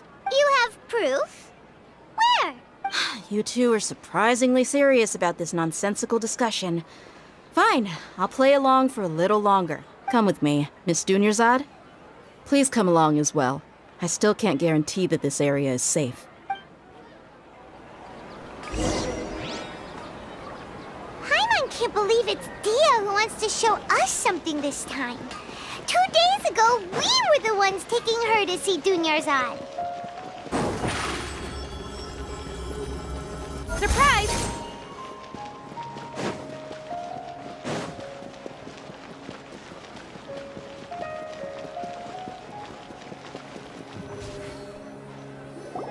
This is it. Huh? This is a wooden training dummy. What about it? See those marks on the dummy? Those are the result of several days' worth of practice. Let's say the sages didn't replace it every day. Shouldn't it be hacked to pieces by now? That's true, but what if they did? Then the sages would have had to reproduce every mark I left during previous training sessions. I'm a professional fighter. My martial school has always emphasized the importance of refined control. The force, angle, and entry point of each strike is calculated and deliberate. That's why I remember every mark on the dummy, as well as my state of mind as I made each strike. It's just as they say, each swordsman has their own unique style, and even the same swordsman can't make the same cut twice. It would be impossible to copy these marks. Is it really impossible? What if they used some fancy machine to carve every single mark? People often say that a camera's photo can never replace an artist's painting because the former has no spirit to it. The same thing applies here. At a mere glance, I can differentiate carved marks from the results of combat training. Whew, I hope that cleared things up for you. Hey, is this that new brain exercise game that's been super popular with the scholars lately? It's surprisingly fun. Anyway, it's getting late. I should escort Miss Dunyarzad to Nilu's stage. See you later. Well, back to square one. Is our memory deletion theory also wrong? But at least we've reached some other conclusions in the meantime. Yep, that's true. So, can we think of any new ideas right now? Strange? Paimon feels like everything's been strange lately. Huh? Leaving the city? You're right! It's really strange how we never thought of such a simple solution! Many things should become clear if we can confirm the flow of time outside of the city. Paimon can't believe it! Did we miss this because we're tunnel visioning too hard on our other theories? Or because we're just too tired? How about we go back and ask Nahida? Maybe we've forgotten something about leaving the city.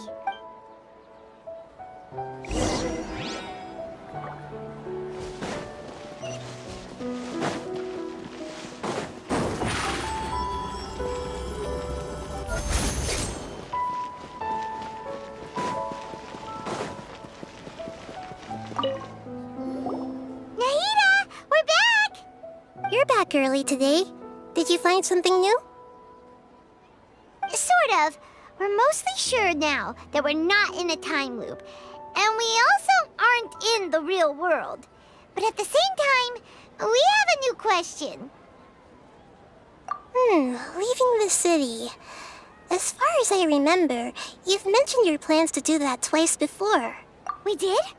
But we don't remember anything. What happened after we talked about those plans? What did we say when we got back? Let me think. I don't think you ever actually told me what the outcome was. Oh, it's probably more accurate to say that both times you never came back the whole night. But you two sometimes stay out the entire night anyway, so at the time, I didn't think too much about it. It is true that sometimes we lose track of time during our investigations. Before we know it, it'll already be the next day. But still, neither of us remember anything about leaving town. Really? That's kinda strange. In theory, I should have already awakened all your memories. Yep, something here's definitely fishy. Let's get to the bottom of this tomorrow.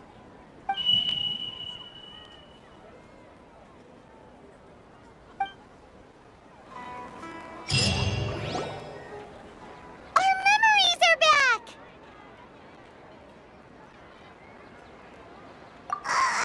About that. Well, where should Paimon begin? Traveler, aside from your memories that were just restored, I have another message for you. Listen to it and you'll understand. Can't go back. There are countless spaces here. Our Sub-Zero's festival in Sumeru City is just one of them. Traveler, you should be missing 2 days worth of memories.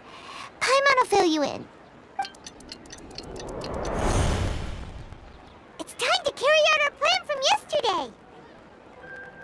Okay, let's go!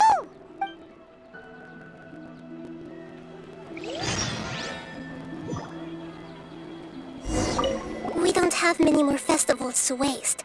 Hurry and find the truth.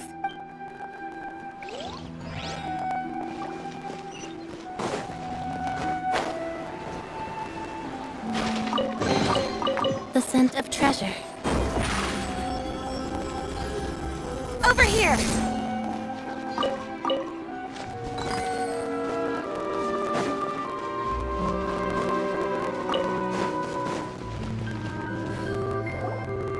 Why can't we leave the city? What is the Academia up to now? Don't ask me. It's not like I can tell you anything. This is a direct order from the Grand Sage. Just wait until tomorrow. I have a real emergency. My goods have already arrived at Port Ormos. If I don't hurry, they'll be stolen. That's your problem. Make sure you make a request in advance next time. But it's not like you can just predict business matters in advance. It looks like the Academia already announced a lockdown for Sumeru City today. How completely unsurprising. Let's go and question them. Hello, sir. Why can't we leave the city today? Here we go again. Don't ask me. I don't know either. We just received an order that no one is allowed to enter or exit Sumeru today. They didn't tell us anything else.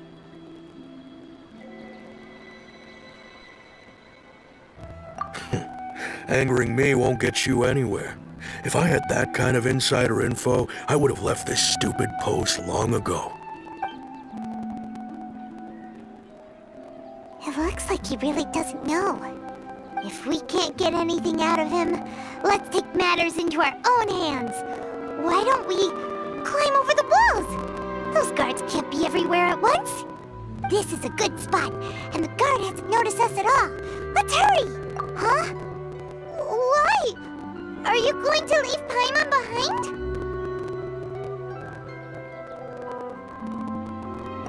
But what if things get really weird out there and you get into some trouble?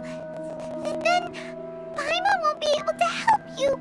Oh, Paimon knows that Paimon can't do much, but we've always been together, haven't we? Okay. Paimon will wait for you. Promise Paimon that you'll come back as soon as possible. Just a quick look. And please, be careful.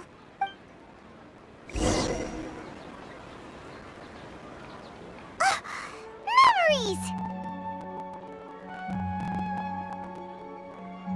Traveler!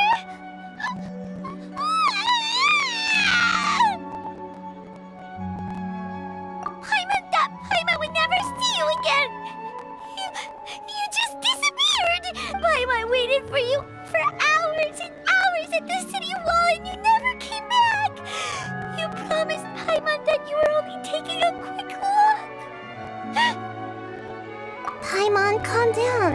She's here now. I don't think she understood what you were saying. Paimon doesn't care! Paimon wanted to go look for you, but you also said that Paimon should stay! Paimon was so worried and so scared the entire day!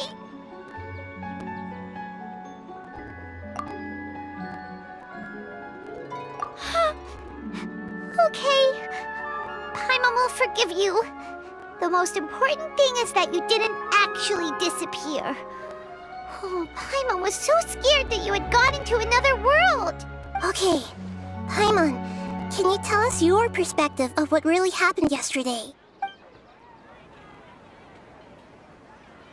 I see. Using two people's different perspectives. After that, you left the city. Paimon kept her eyes on you the whole time, but then you disappeared in an instant.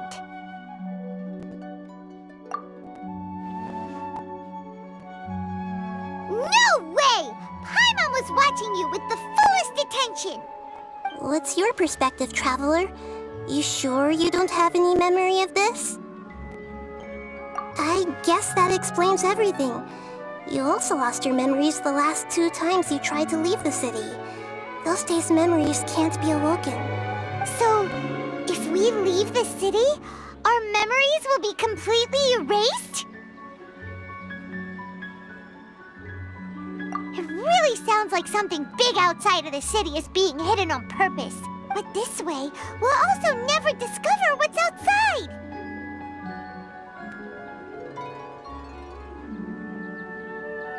Something like a message? But how can we send it back? Don't look at me like that. I'm not used to being stared at. Well... Okay. You want something that can pass on messages, right? Give me some time and take care of Dunyarzad for me. Yep! Now we're talking!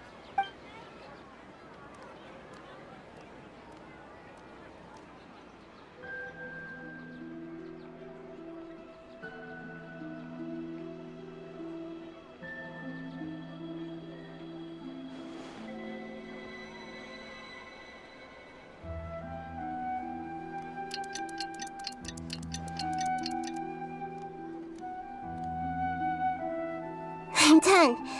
Here you go. What? Isn't this just an Akasha terminal? I made some little changes. Akasha terminals are already capable of sending messages. I just tweaked it so that it could connect to any node. To make something like this? Nahida, you really know the Akasha like the back of your hand. Anyway, we can use this now to record a message, right? Yep. I'll help you save the messages. It should be pretty easy to use. I just can't guarantee the user's status and signal coverage when they're outside the city. We'll never know until we try. At least we're taking the initiative now. Let's go then. Let's expose those sages! All right. Paimon isn't as worried about being separated since it happened once yesterday. But Paimon still isn't happy about it. Okay, see you tomorrow, Traveler. That covers everything that's happened so far. Yes, although the signal was choppy and had some interference, we still managed to receive 2 messages from you when you were outside. Okay, now that you understand what's going on, let's hear the messages together.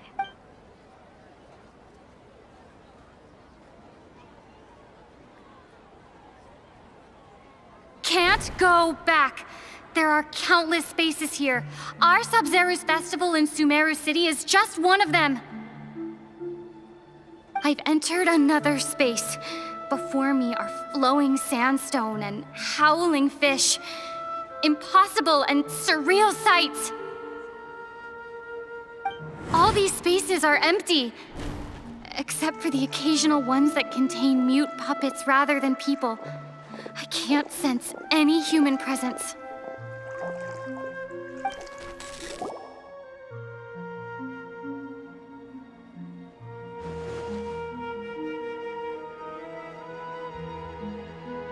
That's one heck of an info dump.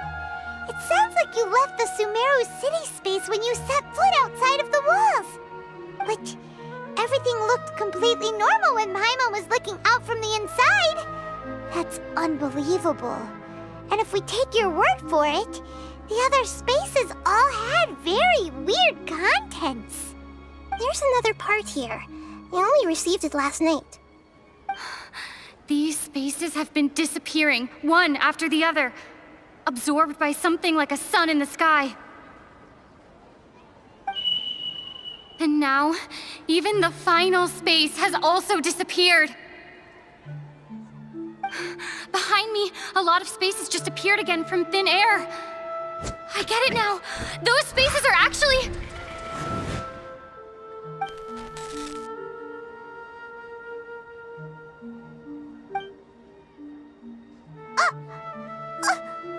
Why did the message end right there? What did the Traveler want to say? What are those spaces? Probably because yesterday just happened to end at that moment. Oh, right. Paimon did hear a beep from the Akasha. Did it come from here or from the message? The message. It should have come from the Traveler's Akasha terminal. After the beep, Traveler said even the final spaces also disappeared. Traveler, what do you think that final space could have been?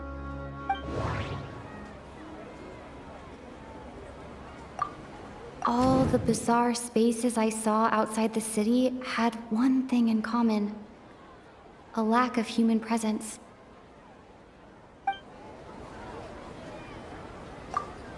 Was that space actually the real world? But wouldn't a real space just... My impression is that each day in this...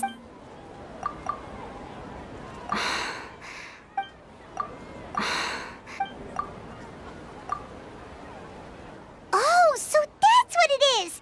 After the sound of the beep, the final space, the Sub-Zero's festival, also disappears, and we're taken to the next day. Later on, Traveler also mentioned a bunch of new spaces materializing behind them. Do lots of new spaces appear every day? Paimon's head is spinning. Just what are these spaces anyhow? Well, consider this. For all the horrors of the Archon War, at its heart, it was just a game where a bunch of gods fought over 7 seats. So no matter how strange or spooky things may look on the surface, maybe all they point to in the end is a small and simple secret. Wow, the Archon War, huh? That's an analogy and a half.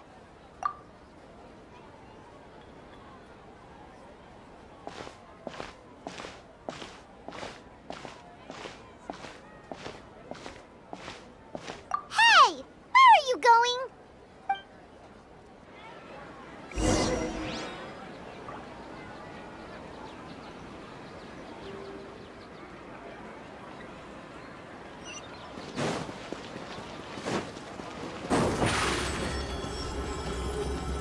Stefana!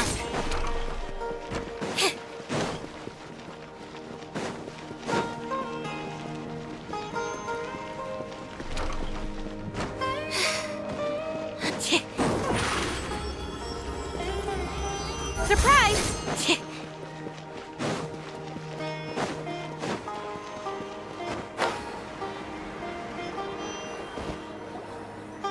Do you want some alone time to think?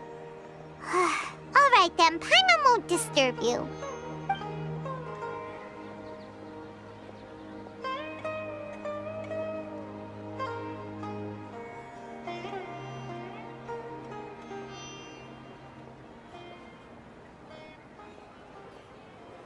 The dance of Sub-Zeros is about to begin. I'm going to go watch it. Okay. Why don't you go ahead, Dunyarzad? We still have some other stuff to do first. Okay then. See you later. Have you figured it out yet, Traveler? Time is ticking away. Awesome! What is it? Paimon wants to know. Oh, wait, no. Let's meet up with Nahida first. You can tell us both together. This time, we're gonna get to the truth.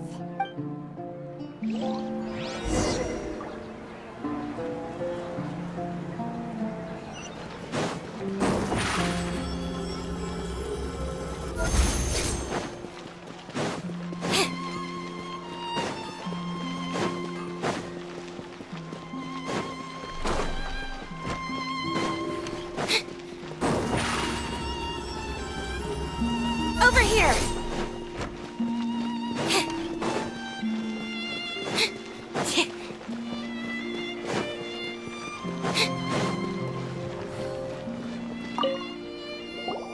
You're back! I've been waiting forever for you two. Judging by the looks on your faces, are you ready to take your Sub-Zero's exam and graduate from the festival? Okay, first off, have you discovered the hidden truth?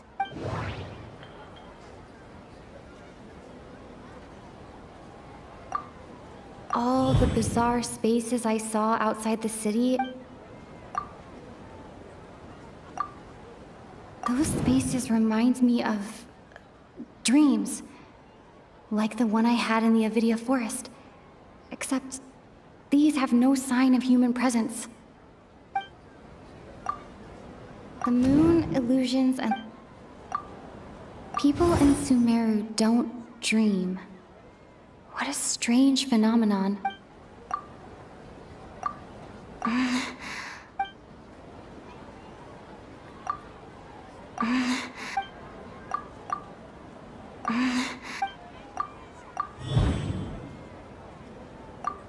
We are all in a dream. It isn't that the people of Sumeru don't dream. Rather, the Akasha is taking their dreams from them. People in Sumeru think they don't dream, but the truth is the Akasha steals their dreams without them knowing it. And those spaces with no human presence are stolen dreams without their host. That would explain why they sounded so weird when she was trying to describe them. Huh. So people in Sumeru do dream after all. In fact, we're all in one big dream together right now. Correct answer. Now, how did you conclude that the Akasha is capable of this?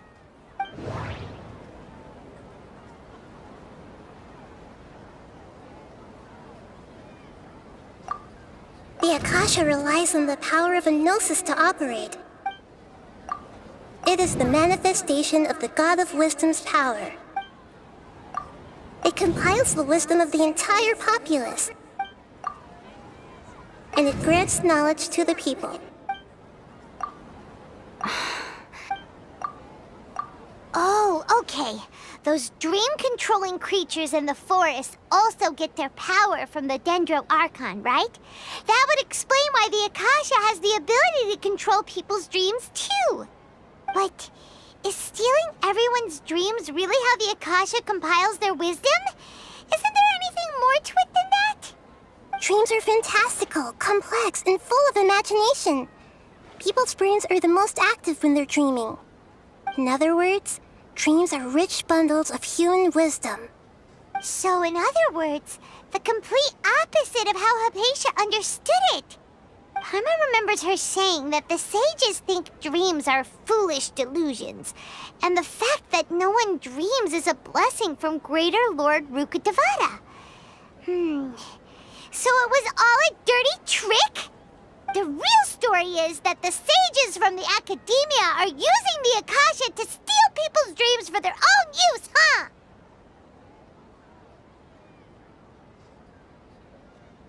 Oh? By the sounds of it, you understand the current situation pretty well. So then, what about the samsara?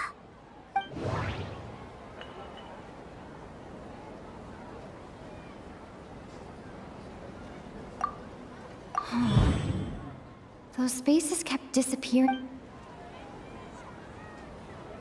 Those dreamscapes kept vanishing.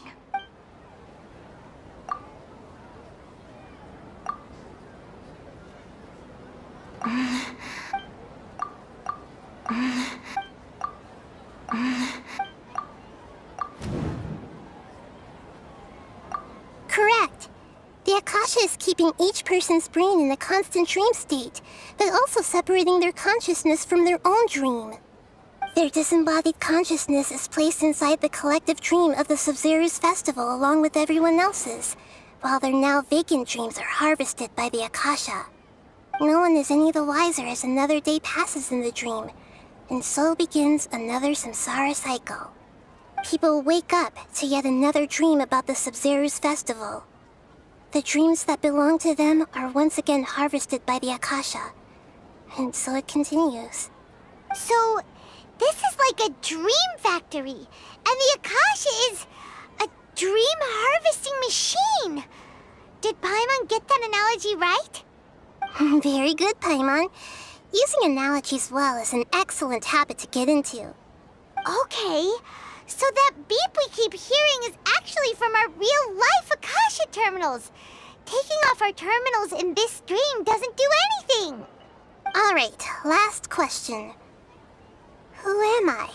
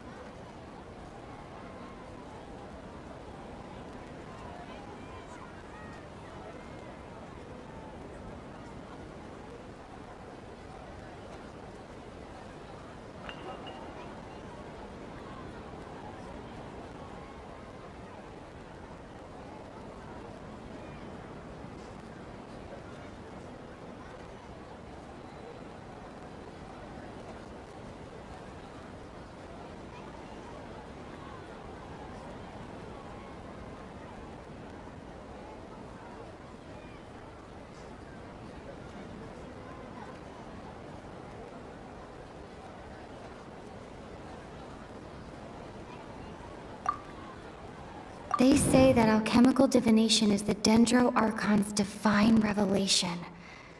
So then, if Nahida has referred to herself as the moon...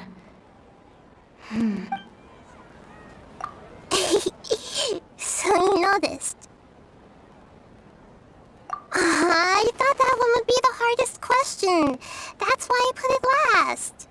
That wasn't hard at all. Even Paimon guessed that. Everything about you is different. We just didn't want to expose you is all. Now that you mention it, Nahida, you've been hinting to us since the very beginning. It's funny, thinking back to when we were asking all over the place for info about Lesser Lord Kusanali. Paimon didn't expect to meet you like this. Yes, those can wait until we're back in real life. On the other hand, I'd be happy to answer any more questions you have about here and now. You asked me this question before. My answer was, it would literally blow your minds. Now that you know this is all a dream, this answer should hopefully make more sense. Have you heard the saying, don't wake a sleepwalker? Likewise, if someone suddenly had told you all this instead of you learning it on your own, your notion of reality and dream would be thrown into irreversible confusion. I couldn't expose you to that kind of risk. That's why I could only give you very subtle hints and some suggestions. Long story short, I'm really sorry I had to keep you guessing.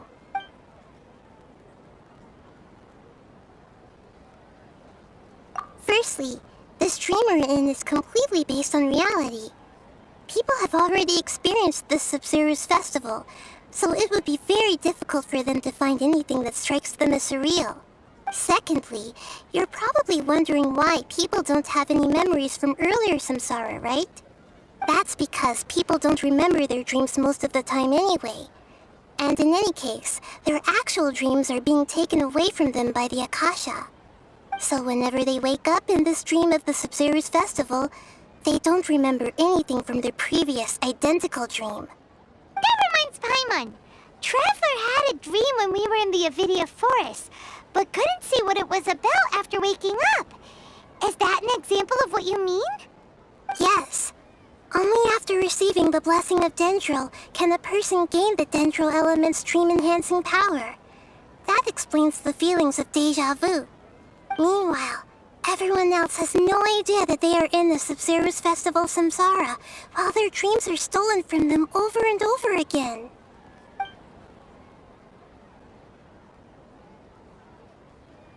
Can humans really keep dreaming forever like this? Will it ever end? And if so, when? You might say your mental fatigue has already answered this question. Eventually, there's only so much that people can tolerate. Especially those whose health is compromised to begin with, like Dunyarzad.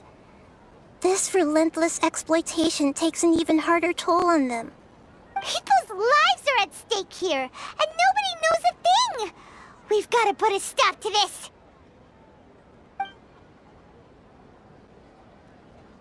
I know, right?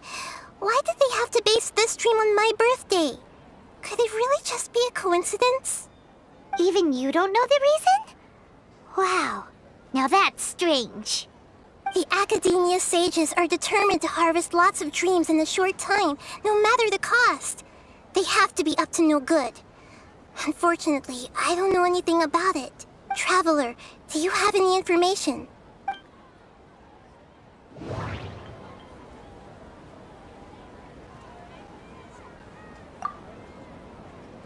Grand Sage said, go celebrate the birth of that god to your heart's content.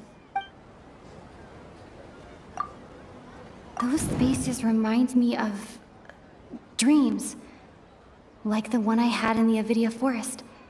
Except these have no sign of human presence. Okay, Nahida said, the Akasha relies on the power of a gnosis to operate. Celebrate the birth of that god? Could it mean...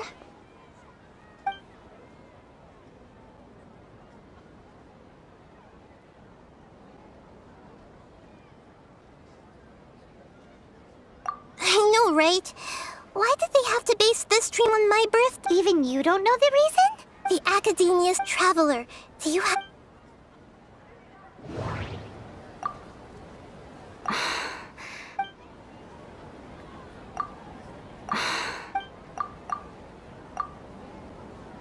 Celebrate the birth... Could it mean...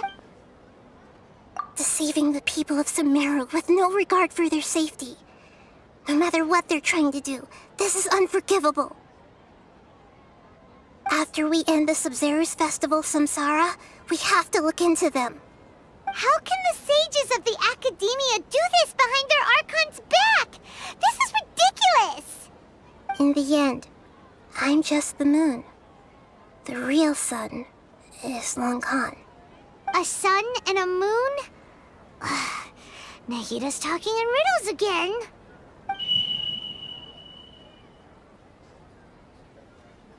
Oh, we're out of time today! I'll tell you how to break free of the Samsara tomorrow. See you then. Good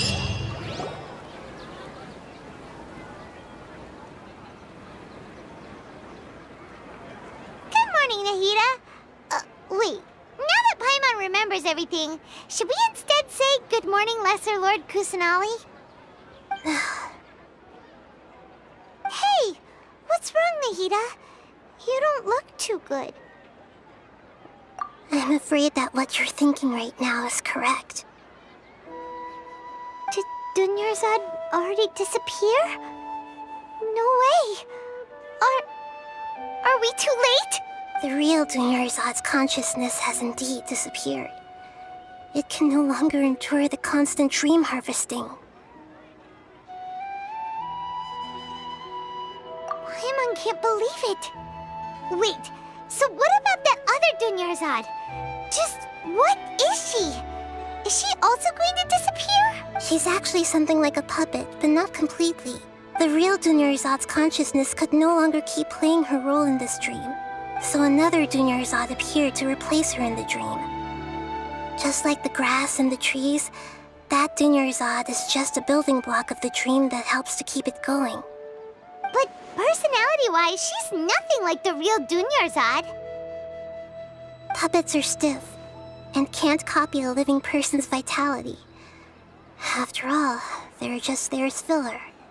You know, speaking of which, the old Dunyarzad might not have been too different from a puppet. Dunyarzad truly believed that she met you within her consciousness, and it was you who inspired her. So you do remember her after all. Yes. Back then, her family was overly protective of her. No one cared about her personality or thoughts. It was as if she only lived to stall her Elazar. I just gave her a little wisdom so she could look at life in a new way, so that she could be her own person. But even so, she's still...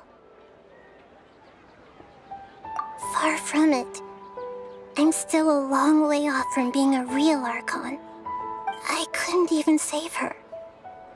If I were a competent Archon, I wouldn't have let my most faithful follower die at the Sub-Zero's festival with so many regrets. Please don't beat yourself up over it, Nahida. It's the Sage's fault, and theirs alone. I'm not beating myself up. All I did was to rationally observe the distance between myself and a real Archon. Don't be like that, Nahida. Even real Archons are still allowed to be sad.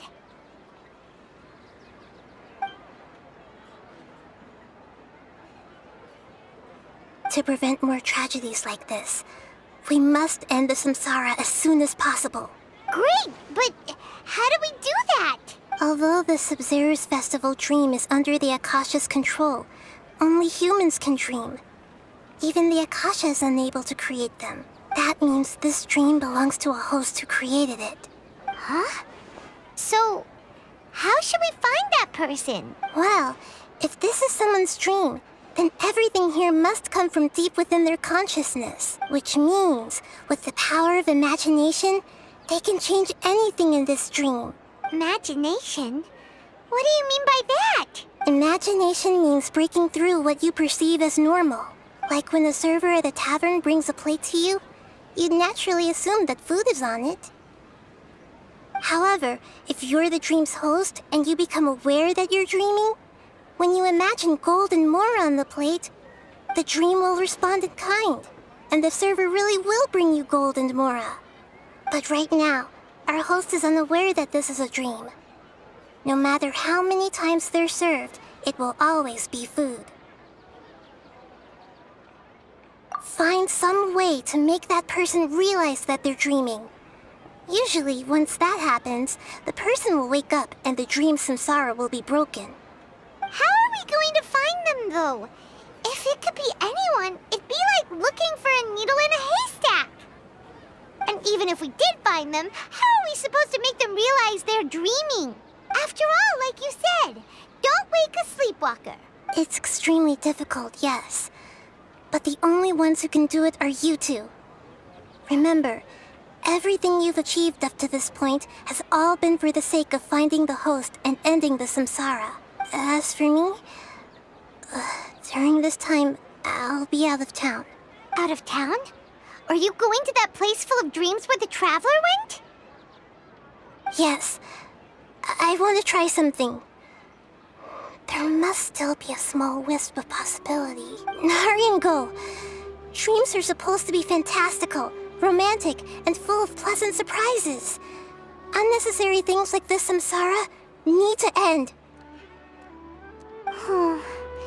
Paimon's still a little upset that we've come this far only for Dunyarzad to... She was such a good person, with such a simple wish. But fate was against her. Yeah, saving Dunyarzad is what kept us going this whole time. But we mustn't lose hope, Traveler. Dunyarzad would definitely want to see us save everyone else. So let's break the samsara for her sake. Paimon's wondering, Do you think the sages would get one of their own to be the host of this stream? Feels like it would be easier to control it that way, no?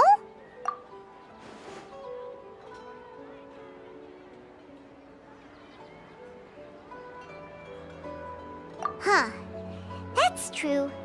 Plus, the sages probably weren't counting on there being other factors beyond their control, like Nahida and us. So, who do you think the host of the dream is? Oh, that would make sense. Ferris, the Knight of Flowers, is a symbol of the whole Sub-Zero's festival, right? Pretty core character. Let's go ask him some questions, shall we?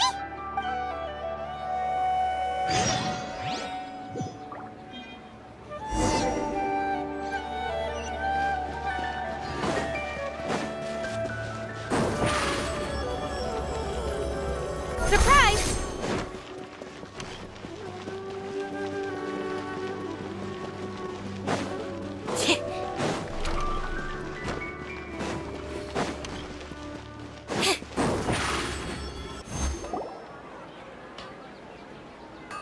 You're back. You left in a hurry last time. Is everything okay? Everything's fine. Just, it's a little hard to explain. Would you mind taking part in a little experiment with us? An experiment? That came out of nowhere. I'm listening, though. What do you need me to do? Could you make a wish?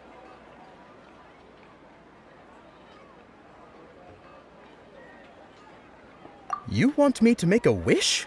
Is that a new Sub-Zero's festival tradition or something? Less questions, more wishing! Okay. My wish. Okay. I'm a little nervous saying this out loud, but I want Miss Dunyarzad to be happy. Oh.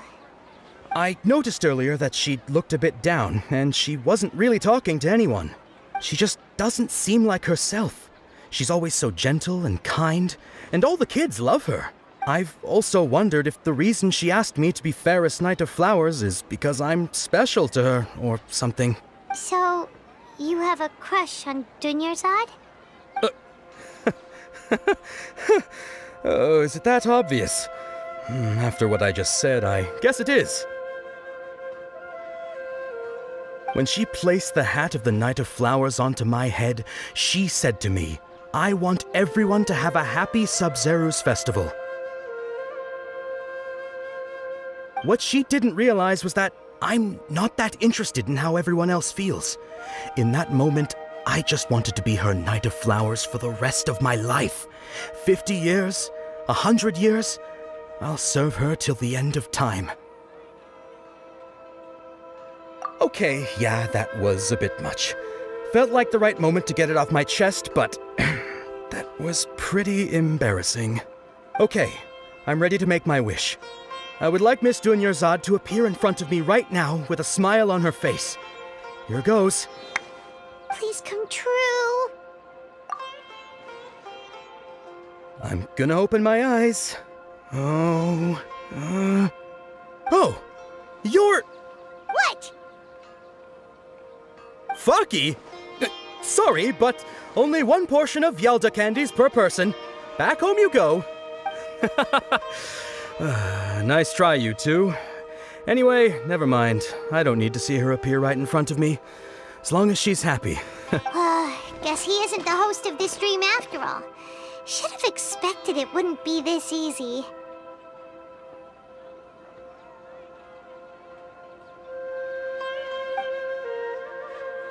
It seems like everyone who knows Dunyarzad loves her, but none of them has any idea that she...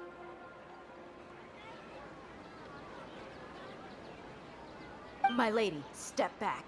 That sounds like Dia! Oh, right. This is when Dunyarzad bumps into the kidnappers. Huh? But Dia can handle them. Hey, Traveler!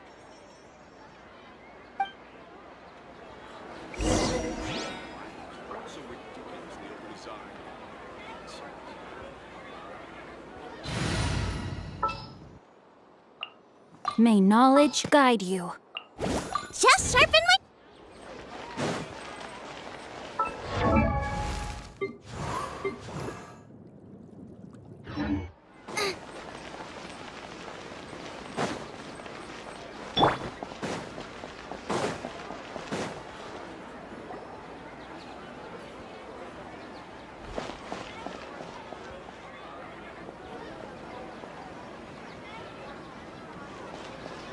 Oh, it's you. Great timing. Please take...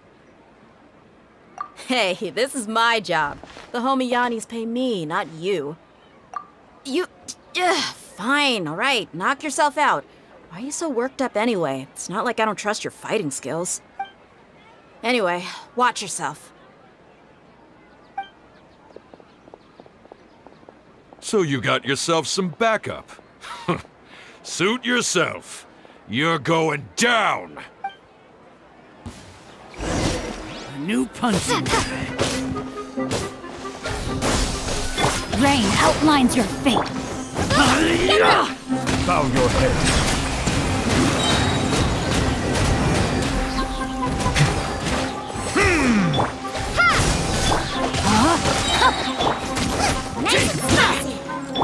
Silence! That's close enough. Shot!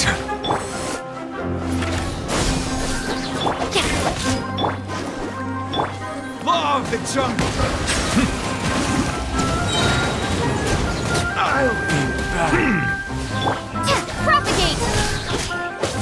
No, my sword! Traveler, were you just taking your anger out on those guys?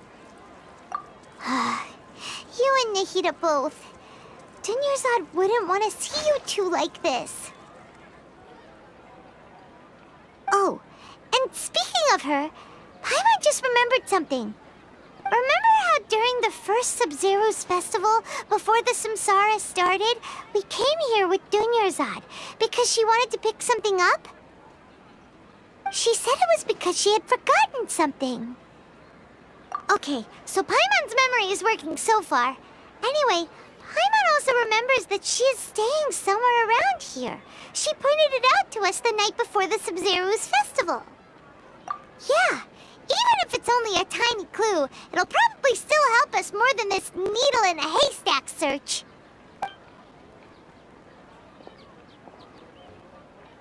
This is the place!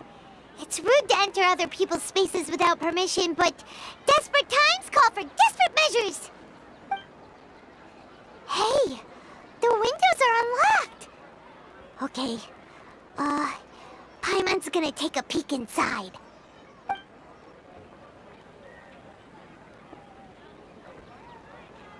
This was only a temporary residence, so there was pretty much nothing inside except this book on the table. Should we open it?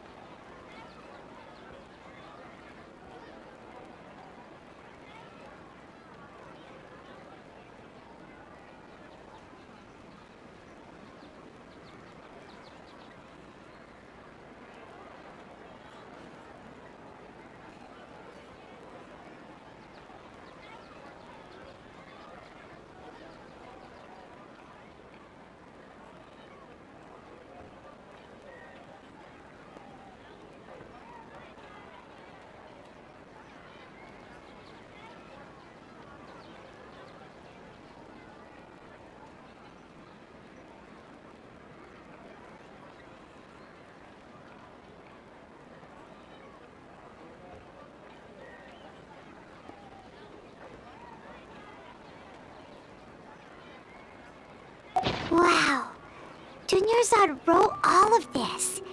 Sounds like she was always thinking of us even while we were away. Even though she was also busy preparing for the Sub-Zero's festival and had all her health problems to worry about. She must have wanted to give this to us as a gift on the day of the Sub-Zero's festival, right? If we hadn't found this book, we never would have known. But now that we know, we can't even thank her. Hey! Where are you off to now?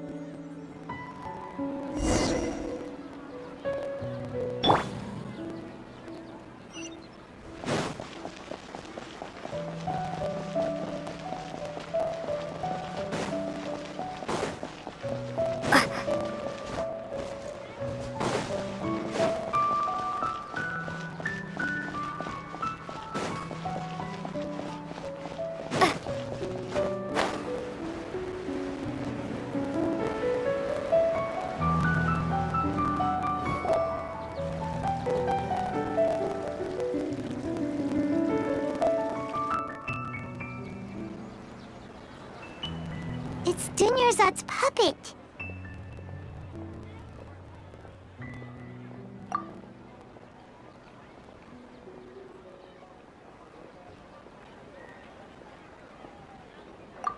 Traveler? You must be exhausted. Come to think of it, we've been stuck in this place for a really, really long time. Heck, even the last time we were chatting happily with Dunyarzad feels like an eternity ago.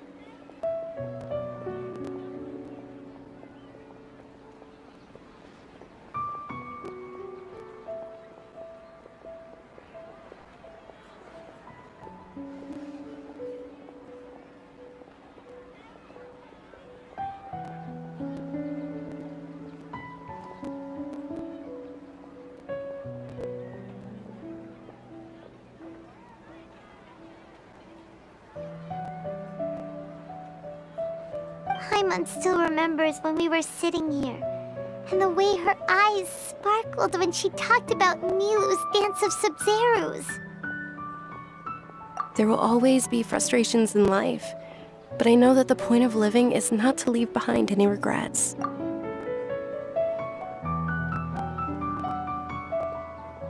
That was what the real Dunyarzad said, wasn't it? Does that mean...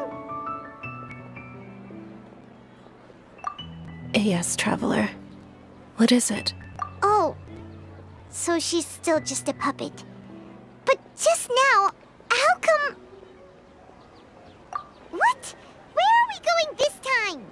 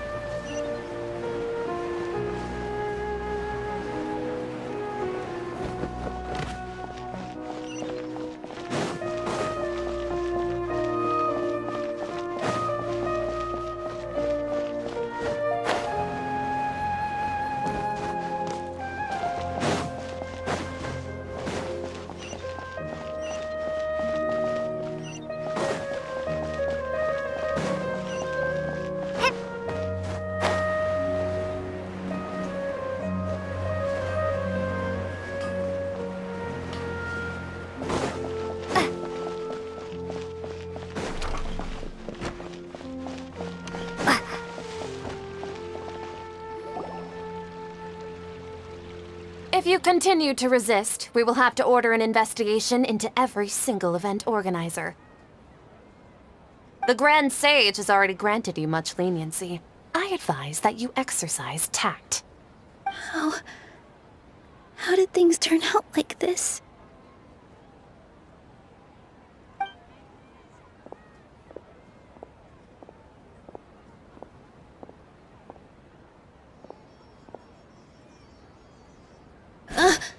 Traveler? You don't have to get involved. He's a sage from the academia. I don't want to drag you into this. Traveler? Traveler? What the heck are you doing? If you get arrested by the academia, that's another day gone to waste!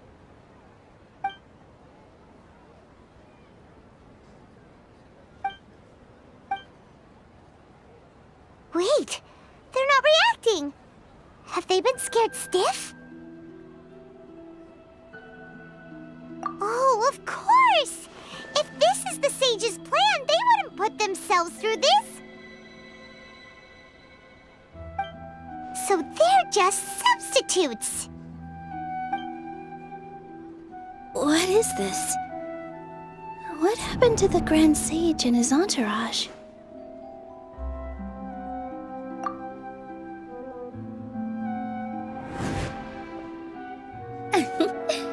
Like I said, they symbolize the goddess of flowers. It's just a shame that all the real Padisaras went extinct after her death. Yes. The Greater Lord brought forth new Padisaras in memory of the goddess of flowers. But she ultimately could never truly replicate that beautiful shade of purple.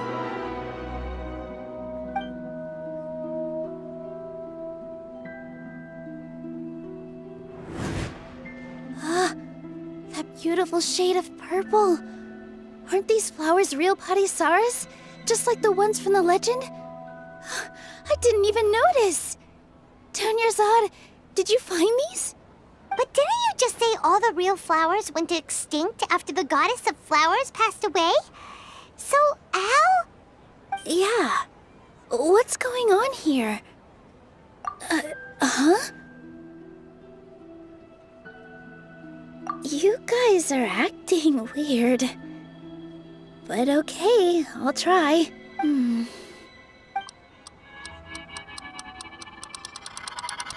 Hey! They disappeared! So Nilu's the host! What a surprise! Purple Padisaras don't exist in the real world anymore. But in Nilu's subconscious, they can appear as decorations on the stage! It's just like the example Nahida told us.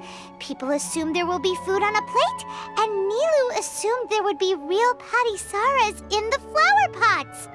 So when you saw the flowers, you instantly knew it was Nilu?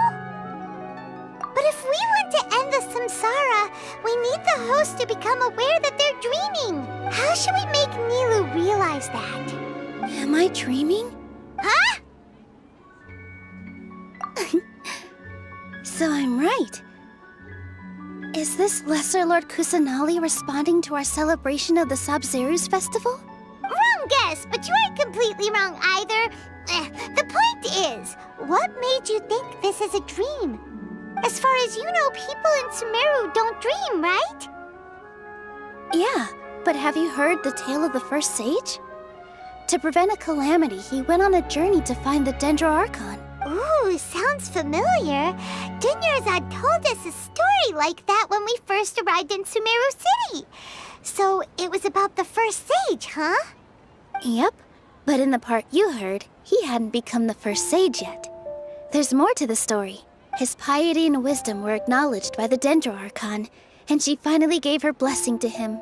All kinds of spectacular scenes appeared in front of the first sage, as if all the knowledge in the world was being painted onto a canvas right before him.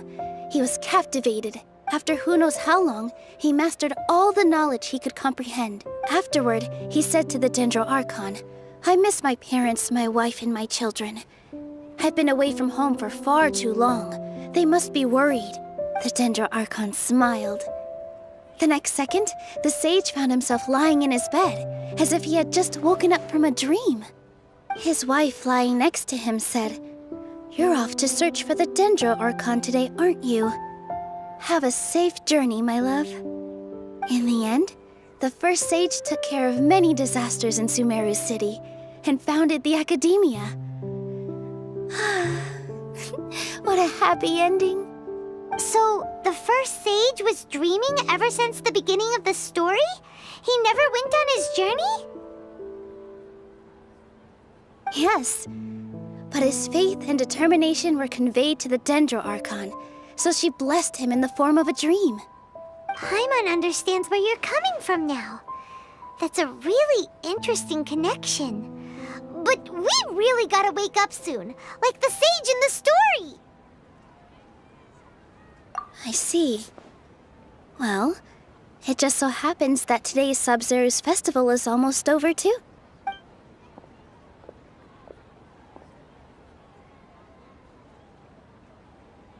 Since we're in a dream, let's make this final dance of Sub-Zero's as beautiful as we can.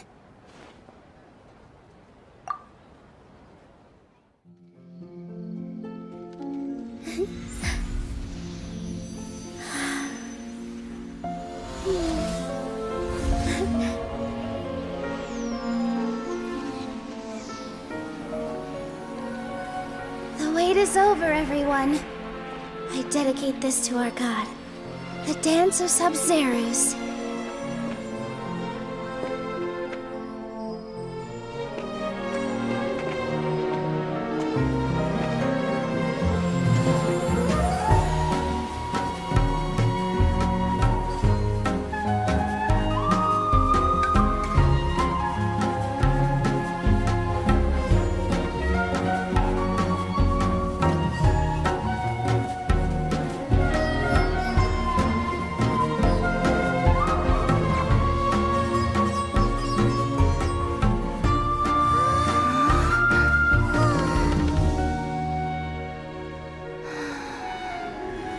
I'd be lying if I said I had no regrets.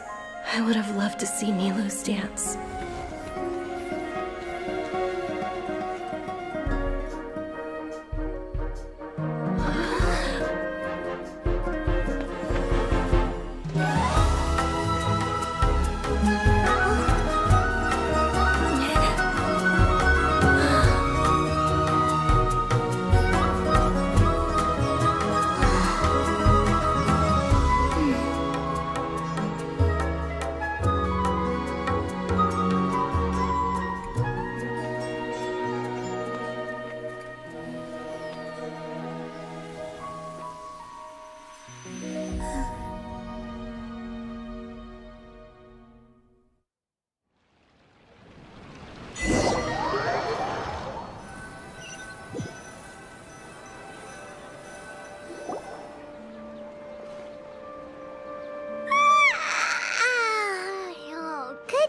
Traveler. Oh, Paimon feels like she's been asleep for the longest time. Paimon's head feels super heavy. Did we oversleep? Do you even remember going to sleep last night? Paimon thinks it was after the Sub-Zero's festival. The Sub-Zero's festival! Have we finally escaped from the Sub-Zero Samsara? Quick! Take off your Akasha terminal!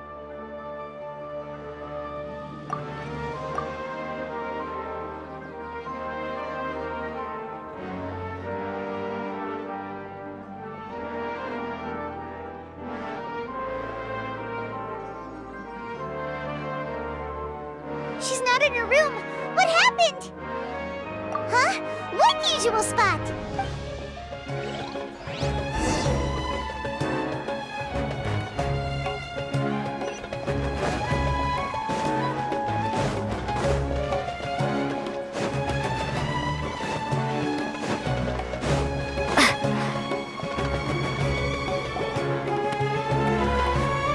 Well done, Traveler and Paimon.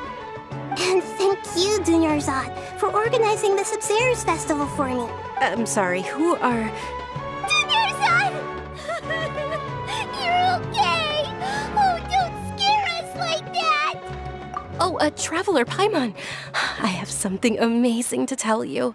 I just had a dream, and I saw Nilu performing the dance of Sub-Zerus.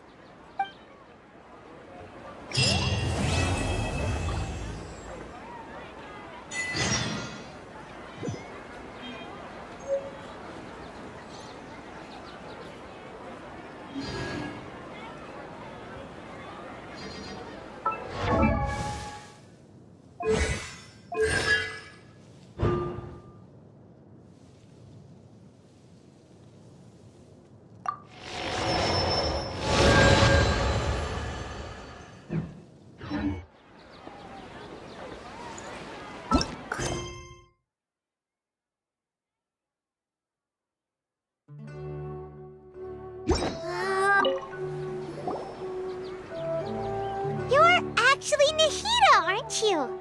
Paimon felt like Catherine was acting weird when we met at the Sub-Zerus festival. And Dunyarzad, did you save her? It's a really long story. We shouldn't disturb her. Her consciousness is still weakened. Let's chat somewhere else. How about by the Traveler's favorite bench?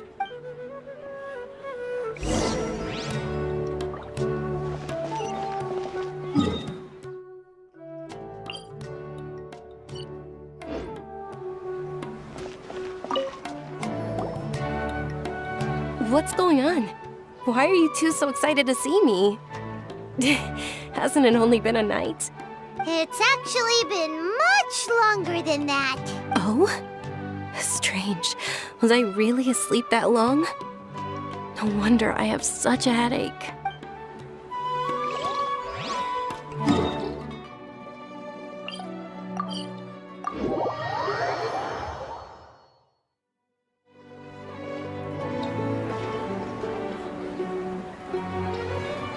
Let's talk about Dunyarzad first. It's such a relief that she's all right. After we parted on the last day of the Sub-Zerus festival, I left the city and saw what the Traveler had described. Among the countless dreams, I found one that was growing fainter and fainter. This proved my suspicion. Once Dunyarzad could no longer bear the Akasha harvesting her dreams, her consciousness began to dissipate. But this also meant it escaped the Akasha's control. Such a small fragment of consciousness can't last for very long, though. It will return to its original dream, where both will gradually fade until they completely disappear. I used all the power I had to keep her dying dream alive as long as possible, but it still wouldn't have lasted for much longer if it hadn't been for you two breaking the samsara. So it looks like we did manage to save Dunyarzad in the end. And not a moment too soon. Huh? Why are you two smiling so happily? I thought you'd be so moved that you'd start crying. I need to spend more time observing human emotions. Both are fine. Everyone reacts differently. All right. You two must have a lot of other questions for me, right? After all, you saved my faithful believer. As your reward, I will answer any and all questions. At the Avidia forest, there was this incense that made the Traveler fall unconscious and dream of a huge tree and a red sky. You also heard someone's voice, right? It said world and forget me. Yeah, so you do know! We've been wanting to ask you what that was about, and if the red sky was related to Conria. It seems like the Traveler established a connection to Irminsul. That was a message left by Greater Lord Rukkhadevata's residual consciousness in Irminsul. Perhaps her last memory before she died. As you two probably know, Greater Lord Rukkhadevata disappeared after the disaster in Conria. The timings of these events do line up, so your suspicions are reasonable. A message from Greater Lord Rukkhadevata? We thought it was from King Deshret. King Deshret? That god who died even longer ago? Some present-day desert dwellers still worship him. You probably just heard some of their conspiracies. Okay, so what does the message mean? I still haven't managed to decipher it. Even the Akasha isn't currently capable of doing that. Greater Lord Rukkhadevata's residual consciousness in Irminsul seems to be contaminated with something that has a very dangerous aura to it. Many devoted scholars go mad as soon as they connect their consciousness. I've warned the Academia about this many times, but people still keep falling victim to it. But I believe this is the key to saving Irminsul. That's why I've kept trying to decipher it. So the tree in the vision was Irminsul? Oh, Tainari also said that Irminsul is sick! Is it because of the contaminated consciousness? But even if you can't figure out what that vision was all about, it seems like our search for you was all in vain. The Traveler wasn't affected after coming in contact with that consciousness. I've never seen anyone like that. With you here, we may have a chance at deciphering it. No, we must decipher its secrets.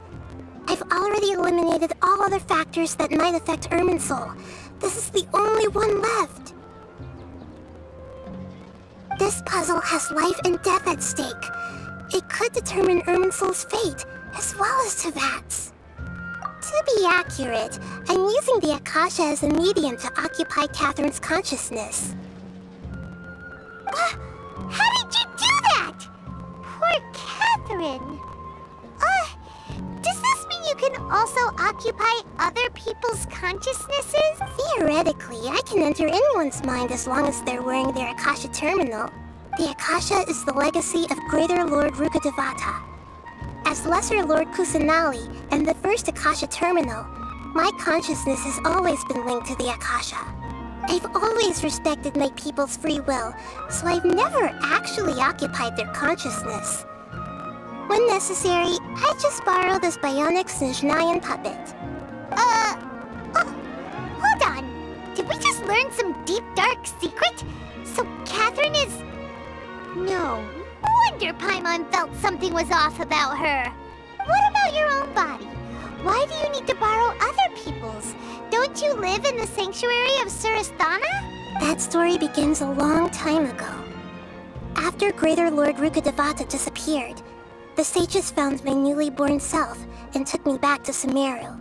At that time, I was young and weak. The sages kept me in the sanctuary of Surasthana, ostensibly for the sake of protecting me.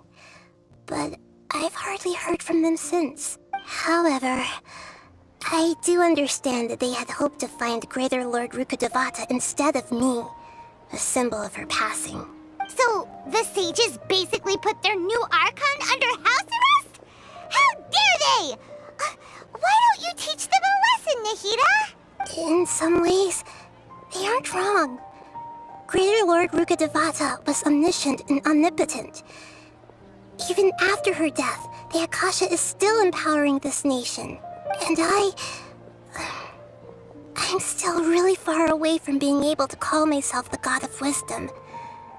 Moreover, the Academia is also more proficient at governing this country.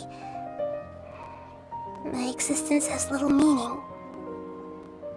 Yeah, you got a lot of believers.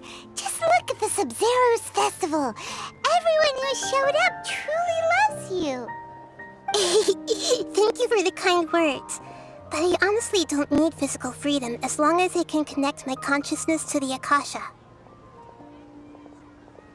Trying to find a way to save Irminsul is my life's mission and top priority. I will work on that, and try to live up to being a deity in the meantime. Every once in a while, I will also take up the duties of the God of Wisdom and enlighten a lost soul here and there.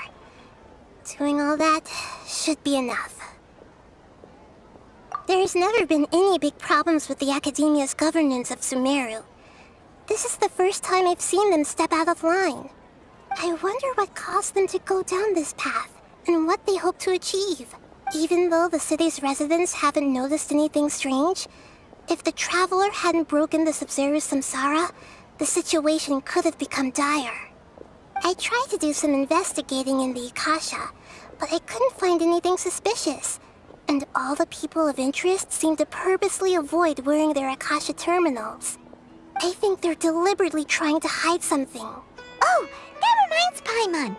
In Gandharvaville, there was a sage who had invited Kainari to join some kind of project. Could it be related? Regardless, I need to first investigate the sage's motives, make things right, and punish them if needed. But I'll have to be discreet, or they'll see me coming. You mean how the Akasha stops you from having dreams? Yeah, it's been such a long time. No one's noticed something's up? It's not that no one noticed. It's more like no one cared. Ultimately, it's all rooted in the sage's misdirection. Misdirection? The sage has convinced everyone to believe that being unable to dream is a sign of rationality and wisdom. Not dreaming is a badge of honor in Sumeru, even if the truth is that their dreams are being reaped by the Akasha. With their propaganda in place, the sages can maximize their use of the Akasha to facilitate their research. Besides, Greater Lord Rukkhadevata must have created the Akasha in the hopes that it could be used to its full potential. That's why I've never come out strongly against this. Anyway, the perspective advocated by the sages drowned out any voices of doubt. By now, even those who never use Akasha terminals find it too shameful and embarrassing to talk about their dreams. Got it! I hope my answers were satisfactory, seekers of knowledge. To be honest, maintaining Dunyarzad's fading dream took a lot of mental energy. I think I may need to rest for a while. Oh, and you don't need to worry too much about the sage's activities for now. The Akasha won't be able to conduct another project on the scale of the Sub-Zero's Samsara in the immediate future. Go and get some sleep. Leave everything to us. What a relief.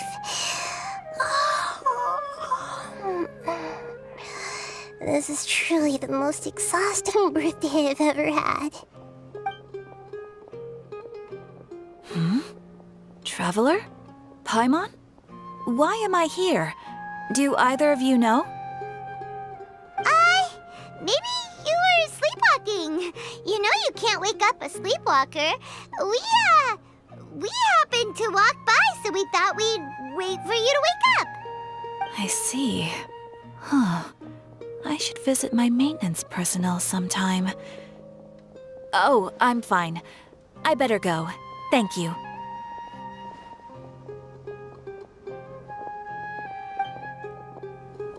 We spent quite some time in Sumeru City, but ever since we last said goodbye to Lesser Lord Kusanali, we haven't heard anything from her. Oh, we can't just keep waiting around like this. Let's go find Catherine and pick up some work so we can at least keep ourselves busy.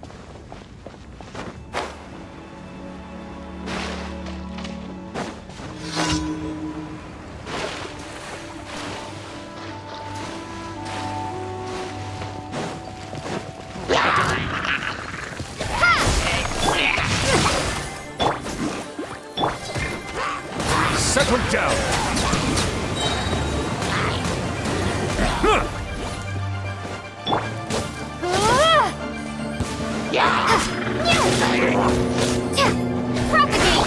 Rain outlines your... Silence!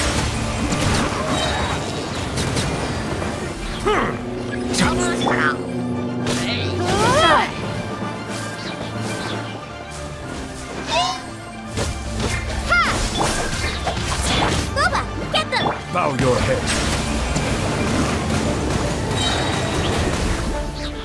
Propagate!